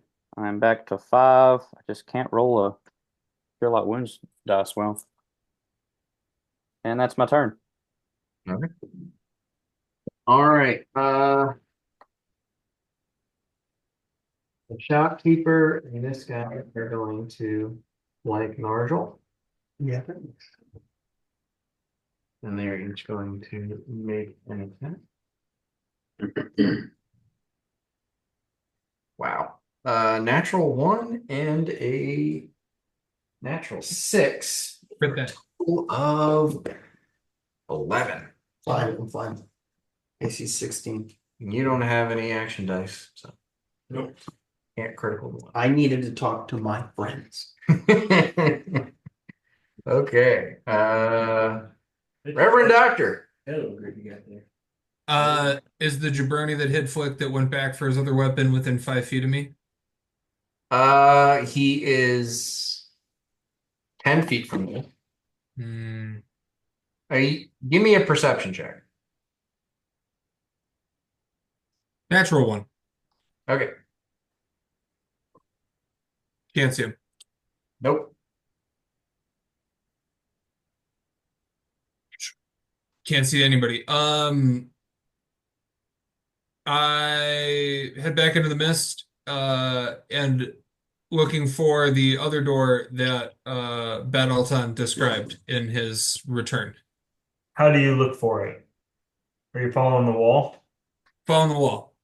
Okay, so you take a 5-foot step forward. There's a guy right in front of you here. So if he moves around him, would that incur attack of opportunity? Yep. So, there's a guy in front of me now. I can see him. Right here. Yeah, so you take a 5-foot step forward from where you were. You're now within 5 feet of him. He's kind of right here straddling. Oh shit, a guy. I cast Daze on the guy. Okay. So do you want to cast that defensively so you don't incur attack of opportunity? Yes, I do. Okay. So that's a concentration check. Concentration check. It's at the bottom of the skill list. It should be your level plus your casting modifier. Gotcha. For you, that would be like what, +4 or plus natural 20. Natural 20. Just Ross being Ross. There it is. 120. Okay. So he needs to make a will save. Natural one. Wow. Amazing. Just being wrong. Am I out of action die? Can I crit that? Only use one. Well, I mean, I'll use two.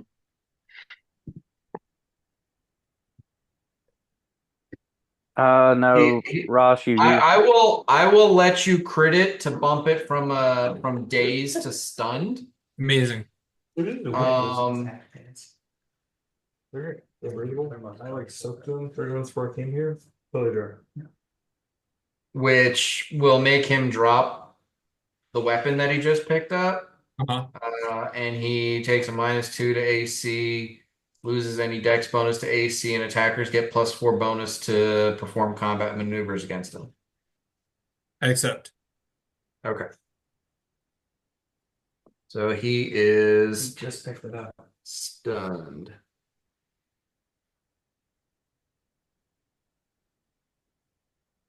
And that's it for the good Reverend Doctor. Yep. That was a move and a standard. Okay. Narjal. I'll take a 5 foot and break the flank. Could take a. You can't move 5 feet and get into a flank though. That'd be cool. Nobody can set up one. Yeah. But that require moving 10 feet. No. Really? So here would be a flank? No. Trying to flank the wrong guy. This wouldn't be a flank either though. Right. But when Orthog moves, it can be. Oh, I see. 5 foot step to there. And then I will attempt to concentration check. Oh no, never mind. I am both of my spell slots are gone. You don't have any cantrips that might be viable? No, I don't. I am going to attack this man. Okay. So I receive a +1, making my bonus even. I roll a 5. Okay. I yield the You remainder. swing a stick at him and he dies. Yeah. All right, Orthog. GG. I haven't like let me even roll double digits at all since the creation of this character. That's rough. I will. I mean, I guess attack the next person that was attacking my comrades. All right. Narjal set up a flank for you if you move. You move right Perfect. Yeah, I'll move to flank. Okay. All right. What does that add? +2. Not gonna You need got a it. +1 from it, Bardic performance. It's very good. Yeah. So I rolled a 14, 18, 19, 20, 21 to hit. That'll hit. You're talking so much shit. I'm like, he's gonna get stabbed and fucking die. You're trying to say. I didn't say you're gonna get stabbed and I die, and then harry everybody. 11 points of damage. Okay, that knocks him to 0. Hell yeah. I'm just clobbering these mothers. Hell yeah. That's the intensity of level 1. It's just like everyone is as good as you. Yeah. You have no power parity. Okay. Narjal, you are the target of another attack. Get the hot one. Get him. So that is a 17 to hit. Yeah, that hits. And that is 8 points of damage. All right.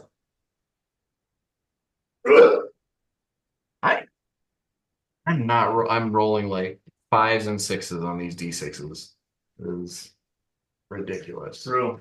And this guy is Never been attacked in my entire life. Yeah. It's Hmm, a hard scenario for you. Flick, do you have a weapon in hand? I don't think Oh, you've got the gun, I right? do have the gun. Yeah. Okay, you can't make attacks of opportunity with the gun. 5, 10, 15, You 20. can only stand your ground. And this guy comes out and can just barely see Orthog. And he is going to make an attack on Orthog. Hmm. And that's only a 13 to hit because you have some concealment from the fog. So that's not gonna hit. Okay. That will not hit. Look dissipated. I think it lasts a minute per level. Oh, so forever. Yeah, the obscuring mist. The I minute think per it's level. pretty much a given. That's good. All right.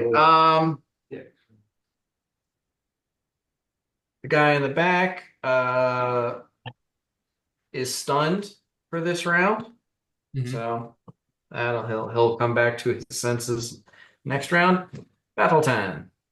I hear someone running by, and Flick. I see Flick fumbling for his gun, so I follow that figure that runs by. Okay.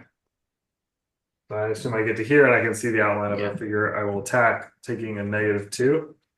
Yeah. But I'm flanking, so I'm getting a yeah. +2. Don't forget your bardic +1. Thank you.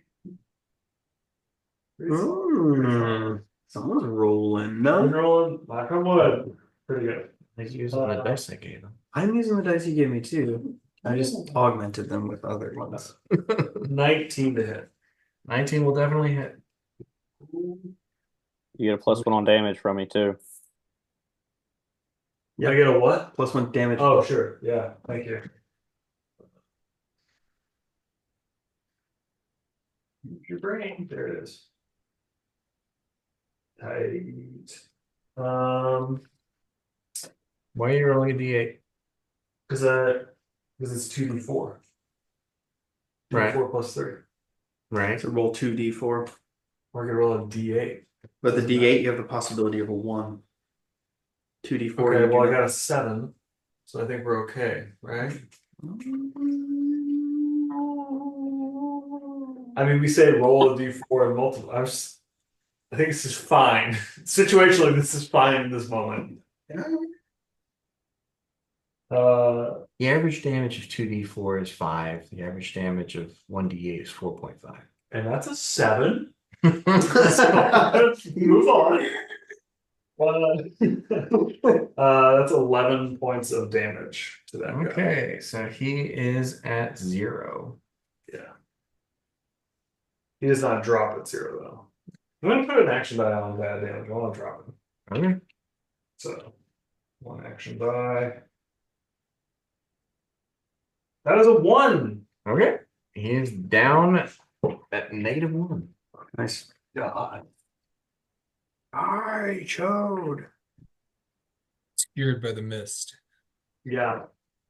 Okay. Or Flick. like you just see it, hear like a whoosh sound, and the guy behind you's gone.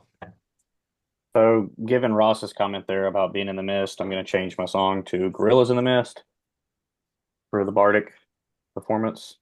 Right. And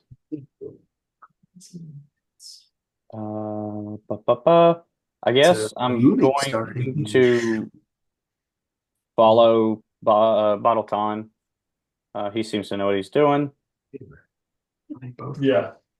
So I'll just kind of move with him and see what I see Where are you moving? with Bottleton. So kind of like just as he goes, follow the same direction. Won't you Okay. do an uppie with him? You're And moving I've got- past him or just alongside him? I've got 20 feet of movement. I'm not sure how far I've moved thus far. You can get right up next to Orthog. Okay. Yeah, I think from there, can I see? Am I out of the mist? Can I see, the enemies? Yeah, you are now within melee range of two of the thugs. All right, I'll They're dead. use my flying blade and try to make an attack on one of the Okay. thugs still standing. Da, da, da. Oh Uh, shit. 19 on the die. okay, the one in front of Orthog or the one or the other one? Mm. I think the one in front of Orthog. I'm kind of coming into this not really knowing anything. So Okay. that is He a already 20. looks wounded. Oh, sorry. Go ahead, Dan. Yeah, he already looks wounded, so Okay, cool. That works. 20 to hit. that will definitely hit. All right. He And is then at 0 hit points, so oh, whatever you noise. do to him takes him down. Well, that's 9 damage. 9? Okay. Strikes. That right there. All right. The other thug is going to attack you in response. And that's a natural 19. I'm hit. 6 points of damage. I am back to -1. Nice job. Buddy. Okay. Reverend Doctor. Uh, I make my way along the wall, attempting to do the thing I was attempting to do before, which is find the other door that Badaltan described. I Okay. move past this stunned jabroni. Okay. You make it to another door. You pull on the handle. This one also appears to be locked. God damn it.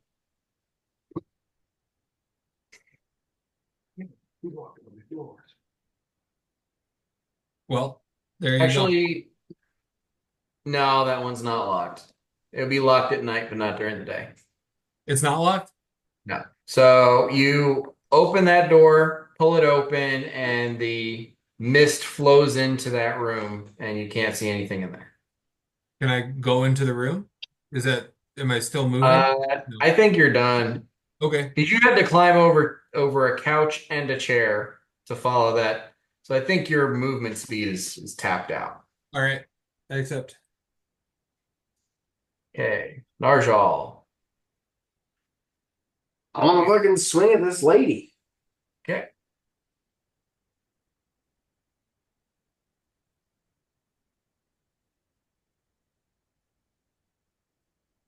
Bring on the die, baby. I'm working it up. Probably did not confirm with a 7, Probably not. but now it's not 1d6 minus 1, 26. Mm-hmm.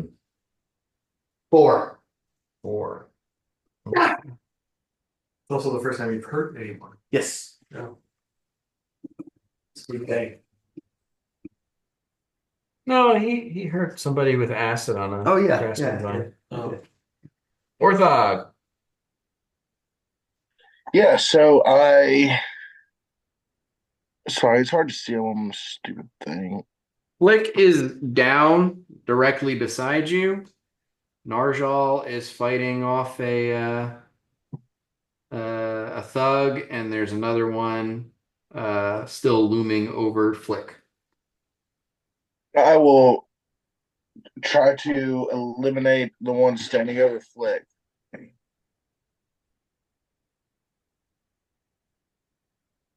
Here we go. Well, not hasn't been that good. Do I still have my like upgrades or whatever? You still have Inspire Courage. +1 to attack and damage. Okay. 16 to hit. 16 will hit. Ah, Oh, I'm talking about. Oh yes, you should. I'm looking at it. oh, that's gonna be some damage. That's a 10 on 10 on the die. So 13, 14. Okay, you drop him. I am liking this club. It's my walking stick. Okay, so that is it for Orthog. That brings us to the last one standing there. He's looking at a angry dwarf and an angrier turtle. So I'm gonna have him do a morale check. Okay, yeah, he's gonna fight. What's that? What's the deal with this guy? He was stunned and it dropped his weapon. Okay, but he's still up and out. Oh, yeah. Hasn't been damaged. So he is going to attack Marjal or shoot again. And that is an 18 Okay. for 4 points of damage. I am at -2. Oh god.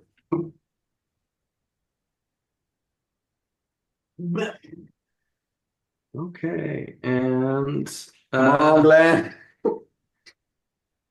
the And guy in the fog is no longer stunned, looks around, finds the club Again. again. Finds it? Come on. It was he dropped it right next to him. Okay. He dropped it. He didn't chuck it across the room when he was stunned. And he spends the round trying to get his bearings. Battle time. I'm in the fog. I don't see what's happening, but I hear commotion outside. Yeah. Um, And it's pretty quiet behind you. down, down, down. My friend down. Not down. We're going down, down, down, down. Flick and Narjal are both down. Yeah. Yeah. So I'm gonna say I can't really get into a flank with this guy's position. No. So I'm just gonna say like I straddle where Narjal is. Well, technically speaking, if you when you get into this square, if you move into this one, you are going okay. through a threatened space, and that incurs an attack of levitation. So I'll stop here and make my attack from here. I look around at all of the crushed skulls around me, and I look at Orthog and I go, "Wow!" And then I make my attack. Huh. Nice.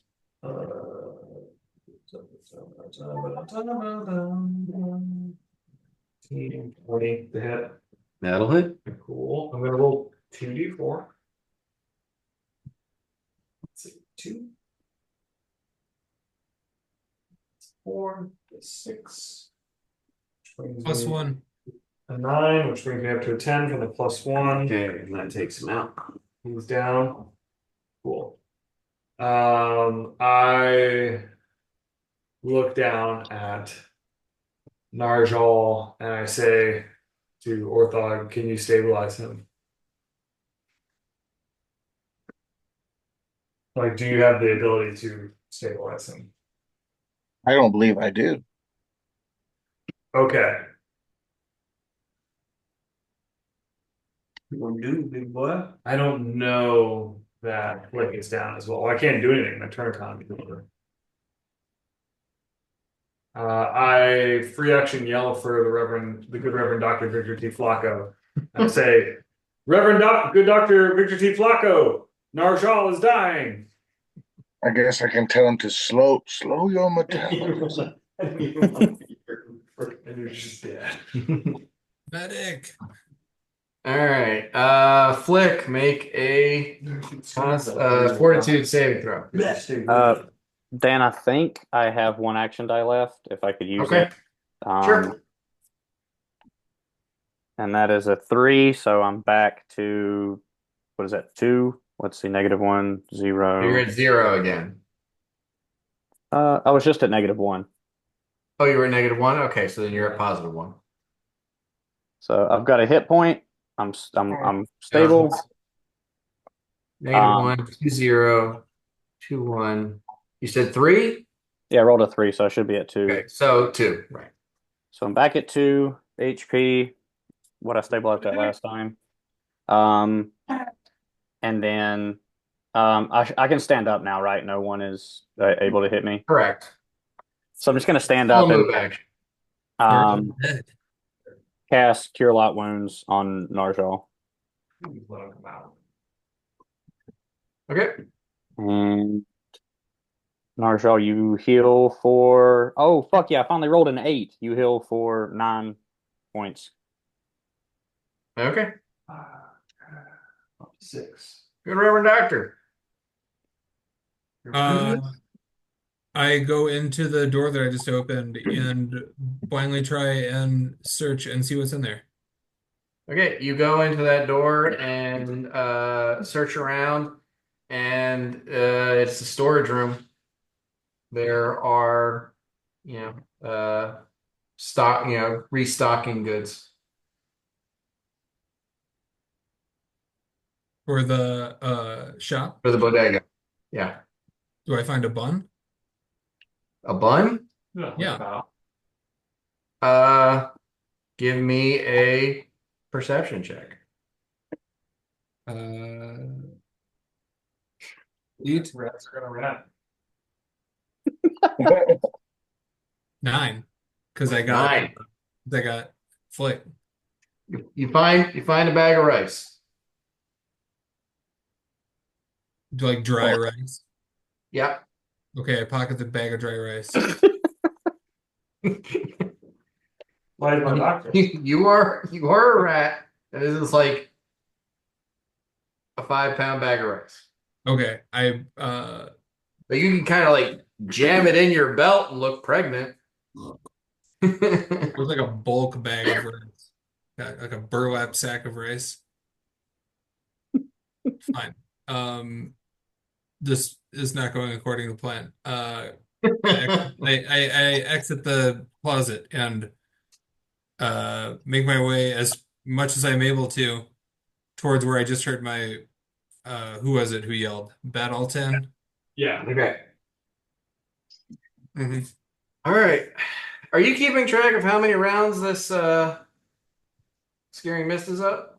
I mean, it is uh 1 minute per level. I So know. So it when it runs, lasts 10 rounds.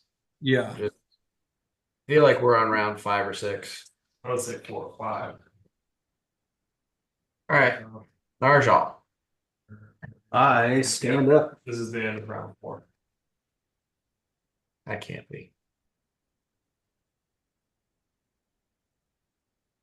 Oh, gee, Croz's mercy. Is any of the bad guys still alive? I killed one running out of the mist. That would leave one more back there. I can go take care of him. All right then. And I move a little bit back towards the wall and just kind of lean against it and go. Yeah. Ooh, you know what? As a standard action, I cast guidance on you. Okay. So you get a +1 on your next each one. Okay. Cool. Great. Just so you know, good Reverend, you can use a standard action to dismiss Don't do the it. obscuring mist. Orthog. Okay. Orthog, I do tell you about the guy in the back. There's one more. Yeah. The loom. Glenn, it's your turn. Yeah. I go to the next guy. So All that right, was so you're going into the mist? Well, I thought he just spit. No, he didn't dismiss it or whatever. Still up. no. He's Then straight. I tell you, he's straight back. I said the door is straight back. no, I'm not going in there with that. I hold my action Okay. Okay. until someone attacks or I feel threatened. All right. This guy moves up, runs into Reverend Doctor. Does that incur an attack of opportunity? Not from you. Oh, He doesn't pass through a threatened square, he just moves into one. gotcha. So he's going to attack you. And that is a 20 to hit. Sure will. Actually, it's 18 to hit because of the obscuring mist. Yeah. Sure will. And that is for 9 points of damage. Brutal. Reverend Doctor is laid out on the floor. All of us. Except for Orthog. Everyone's gone down, but Obscuring mist Orthog. is gone. Nope. Oh shit, because it's duration. Yeah, It's not a sorry. concentration. I It's grabbed it. it's just a duration. Okay. Battle time.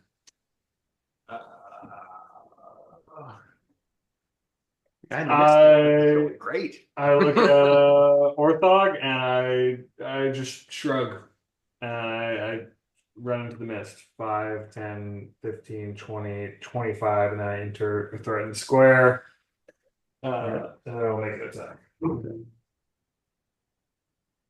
You get a +1, an additional +1. Nice. Fuck yeah.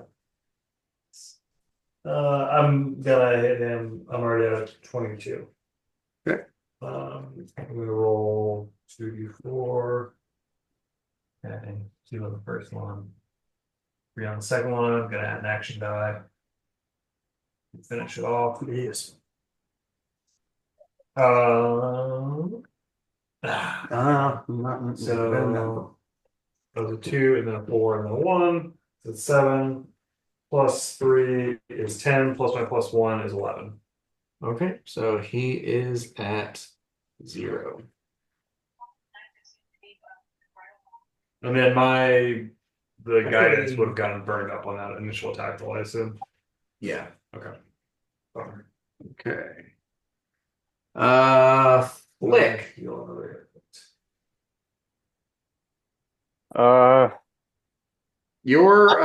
Your inspire courage is now, the lingering performance has stopped lingering.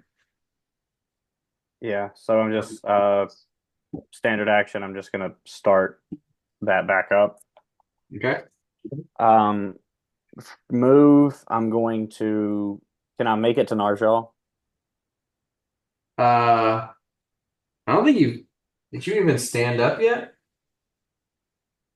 Yeah, he stood up last round. Okay. Yeah, I stood Yeah, up you and can cast make it to Cure Light Wounds. Narjal. No problem. I'm just gonna make it to Narjal and like curl up and put my head on his boot like a cat. What the? very strange thing to do. Okay. I'm beat, dude. All right. Reverend Doctor, make a fortitude saving throw. 18. Okay, you are stabilized. Amazing. Narjal. Kick him in the head.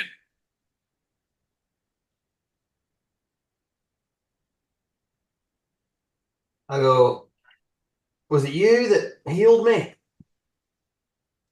It was the last bit of magic I had. I put my hand on his shoulder and I go, thank you.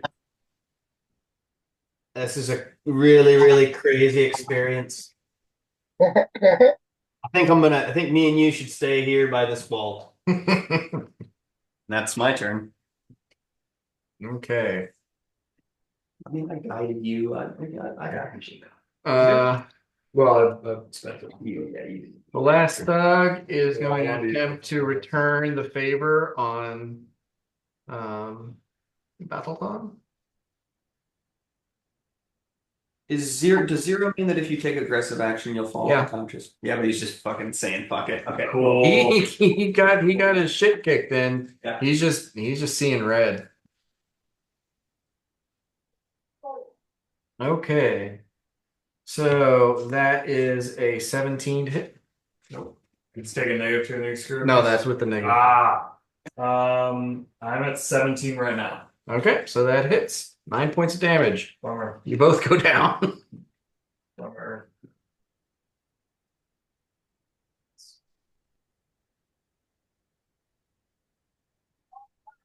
How are we gonna get all our friends out? Actually, I didn't go down until now. That was the first time I've gone down. I almost went down. Okay. I haven't been hit. All right, battle time. I heal 1 point. Okay, so you Nice. automatically stabilize. I'm at 0. Okay. I can't stand up at 0. No, you can. You can't take any strenuous activity. Can I stand up and then move? Yeah. No. I think you will want to say yes because of what my character will do next, which fits very much his theme. I think that you should allow. Who's You're saying saying all the characters, all the baddies are down. Let's just see what happens here. I'm not going to do anything crazy. It's just a flavor. Flavor, flavor, flavor. We go Yeah, boy. Thanks. How low can you go?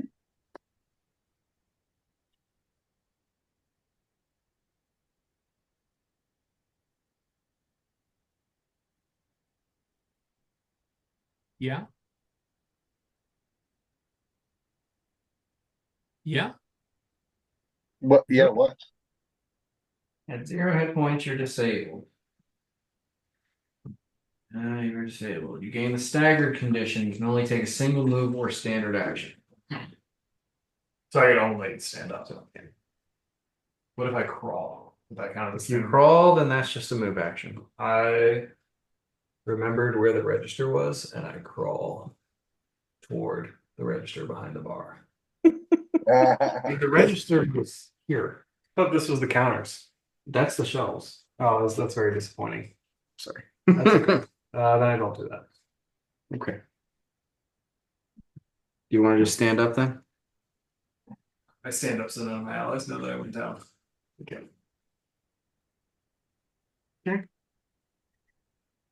All right. Reverend Doctor, make a. Did you already make a fortitude save? Made Yeah, it. you did. Save. I'm Okay. fortified.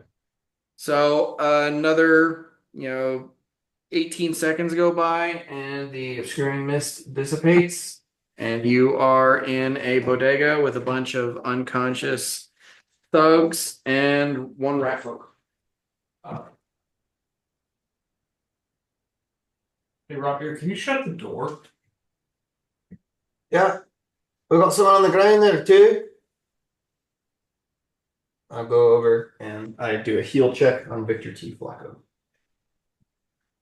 And I kind of forget heal to stabilize. I forget what the DC is, but I'm going to heal check and then blast him. It was already stable, right? Oh, is he stable? Yeah, he's stable. Oh, he's stable. All right. Well, I do a heal check on him anyway and just kind of check him out. But yeah, door closed. And then of the baddies, how many are like living? Like down but living. I think all of them are living. We should go around and stabilize them. We should go around and execute them. Not what I was thinking. We don't have our licensure yet. We do not have our licensure in place. We cannot be killing people. We are not a certified mercenary guild. We will not Just be saying. I'm not saying that in character. Fine. It's just more enemies. Our paperwork has not been cleared. Yep. I mean, I think we just tie him up, find the key to the back room. Put them in the pile. Put 'em in Is the- there any enemy that is dead, or are they all just down and bleeding out? Um.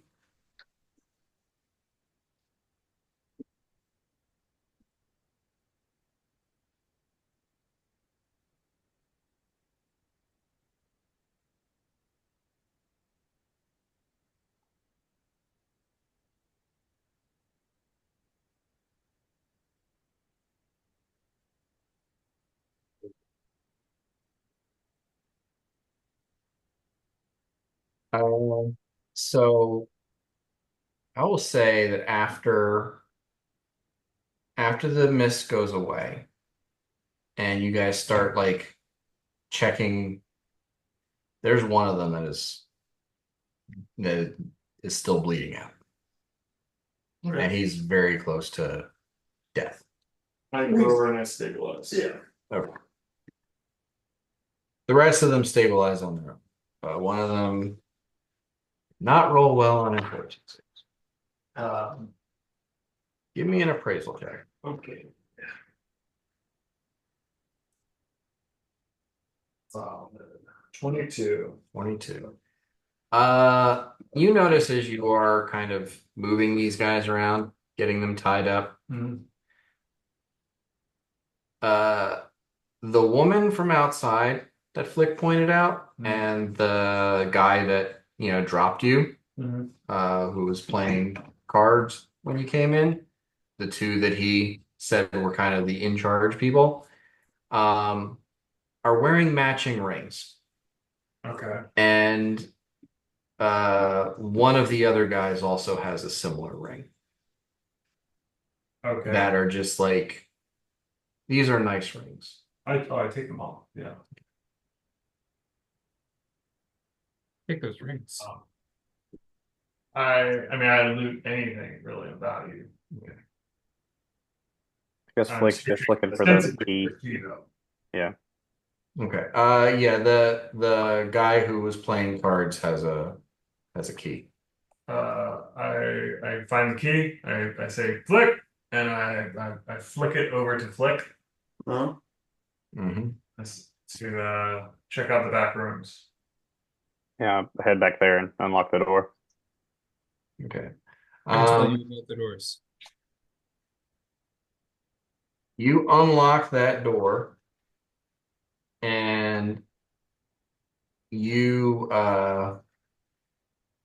see in that room, first off, it's kind of it's uncomfortable for you because there's like four lit lanterns in that room. It is very bright in the room. And you being a, shadow touched creature, it's uncomfortable to be in a brightly lit space. Most of the interior of the city is not brightly lit. It's bright enough so that humans can see their way around, but in general, it's dim compared to outside or direct sunlight. This is a brightly lit room, and you see chained to a bed, but just like not bound down, just her ankle is chained and it is attached to the end of the bed, with enough space for her to go between the bed and a nearby desk. Uh, is a Wei woman who looks absolutely haggard. She's been sitting in this room that is brightly lit, and you can just imagine that for how long she's been missing, if she's been kept in this room, this is probably agonizing. Uh, do I have a key to her shackles as well? These are not shackles that, can be unlocked with a key. You need to use a tool, usually like a hammer and a pin kind of deal. Okay. I think I just yell for the rest of the group to come help, and then I just let Jita know, hey, I'm Flick. I'm here to get you out of here. We're gonna get you home as soon as we can.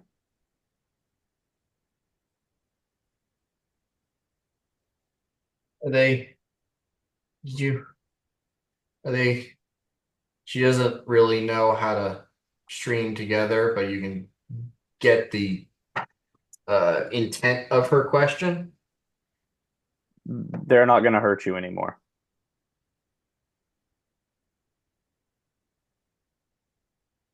They they were making me they're making me use my spells.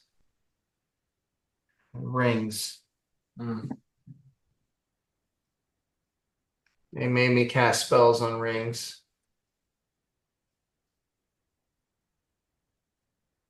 It's okay now. It's okay. And I guess once Bottleton comes in, if I've seen him take the rings, I would just ask, do you mean like these? I'm gonna have to ask Bottleton, you. Do I hear them talking my rings? I don't know. What are you doing? What rings? Give me a perception check. Yeah. I mean, if I like heard that, I'm not just gonna walk in the. Damn, it's not worth roll. 9. Nine. I mean, I'm given your previous, statements and how you're approaching this, I imagine you would make an effort to be part of the rescue of the Wei Yang woman. So you're probably there. So you hear her talking about the rings. Yeah. I say I found one, and I pull out a ring, and I hand it to you. Uh, she looks at it and she nods and she says, "Yeah, they wanted me to cast Pass Without a Trace into the rings." And like she's really barely coherent. I blow out the lights. Yeah, she's Battlefront. exhausted. She's gonna need some rest before she can. So I'll just tell her I'm so sorry. If I could take away your pain right now, I would. Bottleton, can you help me with these shackles so we can get her home? Sure. Yep. Yep. I assume the key opens those. No, they need to be like there's like a metal pin that needs to be Hammer. smacked out with a hammer. Orthog! You guys manage it. I'm not gonna. No, we're gonna I'm make not gonna be. So yeah, you get her out of her shackles. What do so you tied up the thugs? Yeah. You want to say we dragged them into the storeroom, all tied up, and just left them in there? Yeah. I Yep, think that. take that rice. Fill their butts with rice. Yeah, let's fill their butts. You gotta pay the rice price. Yeah. Why am I so thirsty? What's that The rattling rice noise? price, dude. I feel so dry. Uh-huh. All right. We got a calling card. The rice. The rice asshole minutes. All right. So you're just gonna leave them in the storeroom, Yeah. and Does then that door open out? Conversely, why don't we just leave them in the locked room and lock the door? Yeah, absolutely. Lock them in Okay. there. Yeah, Fuck these guys. I'm with that. Just let's not kill them. But yeah, I'm with you. We Okay. do have proof that they kidnapped this individual. Maybe we let the town guard know Yeah. I think that we looked we. at that. Or we go onto the street and tell passerbys, hey, there's free shit in that store. And then that store just gets looted. And then later when like the town guard show up, they're just like, oh, they were robbed. Yeah, but then they could be like, well, you know who robbed us? It was that turtle man, the Wei Yang, and their friends. I don't think we want to get the police involved to like say we went in there and beat the shit out of these guys and now they're tied up. I think we just tie them up in the locked room and leave them there. I think that's totally fine. I think we tell. I think we tell the town's guard. uh, so you lock them up in the back room. On your way out, I'll say, Battleton, you've got the key, I'm assuming. Yeah. There's a lock on the front door as well. Lock up the shop.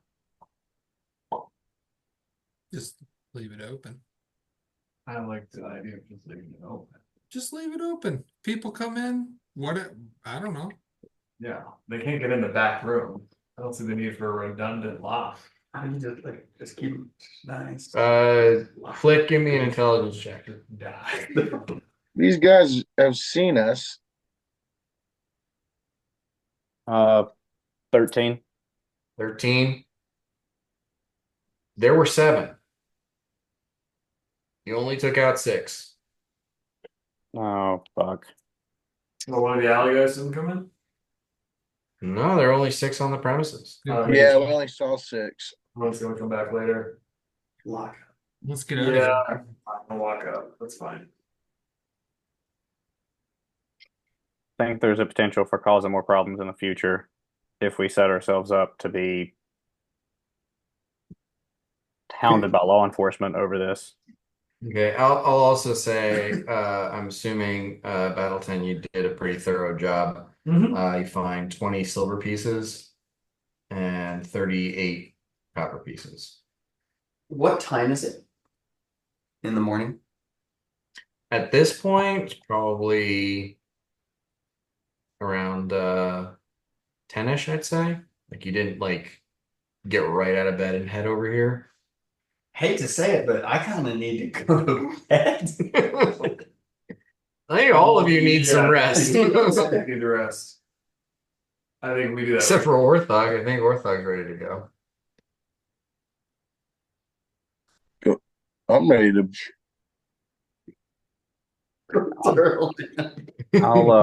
I'll leave the decision Slow and about steady wins the race. what to do with these people to you guys. My concern is just getting Gita home. So I'm gonna start getting her back to the weighing plums. I feel like we should all go together to do that. Sure. Yeah. We go together and we find a place to hang out. Back to the exam. Yeah, that's true. It's empty today. We go back. Yeah. Who's your most likely item identifier? I have a good praise check, but that's all I got. Spellcraft is a Yeah, you can tell that they are finely crafted, like masterwork level silver rings. Oh, I mean, they just told me what they were. You can detect magic. Oh, cast on them. Yeah. Okay. But I mean, I think Pass Without Trace is on the Inquisitor spell list. I don't know. Oh, it's not man. When do you get? Why does it matter? Oh. I can cast spells right now. I cast spells in this fight. Oh. Yeah, it's Shield of I Faith. mean, Dan, I have access to Pass Without a Trace once a day, just for like a racial thing, if that would help identification. And I mean, I do have Knowledge Arcana. And you have and you got Uppy. I got uppies. Copy. That's a really good one. No, I don't have it on. Okay, so yeah, for Flick, you know that Pass Without a Trace, you can't cast that on objects. It doesn't work. You have to cast it on people or animals or something. It has to be a creature. It has to be something. Yeah, you can't cast it on a ring. It doesn't make any sense. Is can I try to what skill check would you need to try to identify these rings? You'd want to detect magic and then use a spellcraft check. Okay. Detect magic is one of the. I'm pretty sure I got that cantrip. Yeah. And then a spellcraft check. Got a 6 to that. Fucking nat 20, baby. Cool. Okay.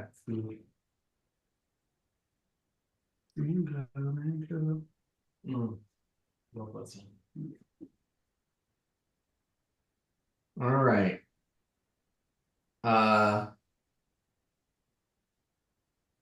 These are rings of meager spell storing.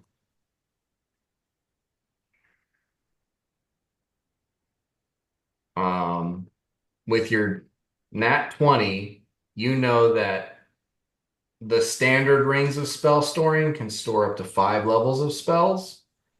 These are extremely low tier versions of that. They can only store 1 level of spell. But whoever wears it can cast that spell whether or not they're a spellcaster. Oh, cool. And given the basic information that you now have,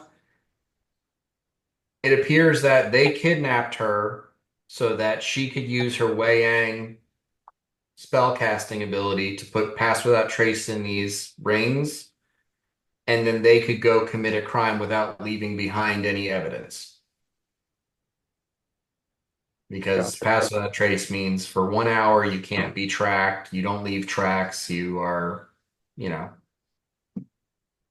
basically you leave no trace behind. Do I get the sense that we could use these and then recharge them with a spell level, or is it just like a one and done type thing on these rings? Uh, yeah, basically they will store one first level spell Okay. or 1 0 level spell. And then whoever is wearing it can cast that spell as though it is a spell that they prepared for the day, whether they are a spellcaster or not. Okay. And we have So three of you could those. put Cure Light Wounds in it. You could put, Mage armor. whatever. Yeah. Okay.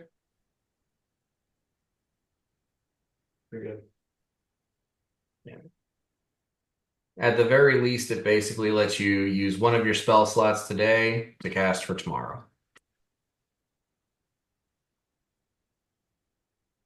Yeah, that's cool. I can do some interesting things in that. I mean, it's also like there's certain spells that are self only. Yeah. That, someone can cast it on the ring, and then someone else can use a spell that normally can't be cast on another person, like shield. And we Yeah. know of one of them, but you have two more.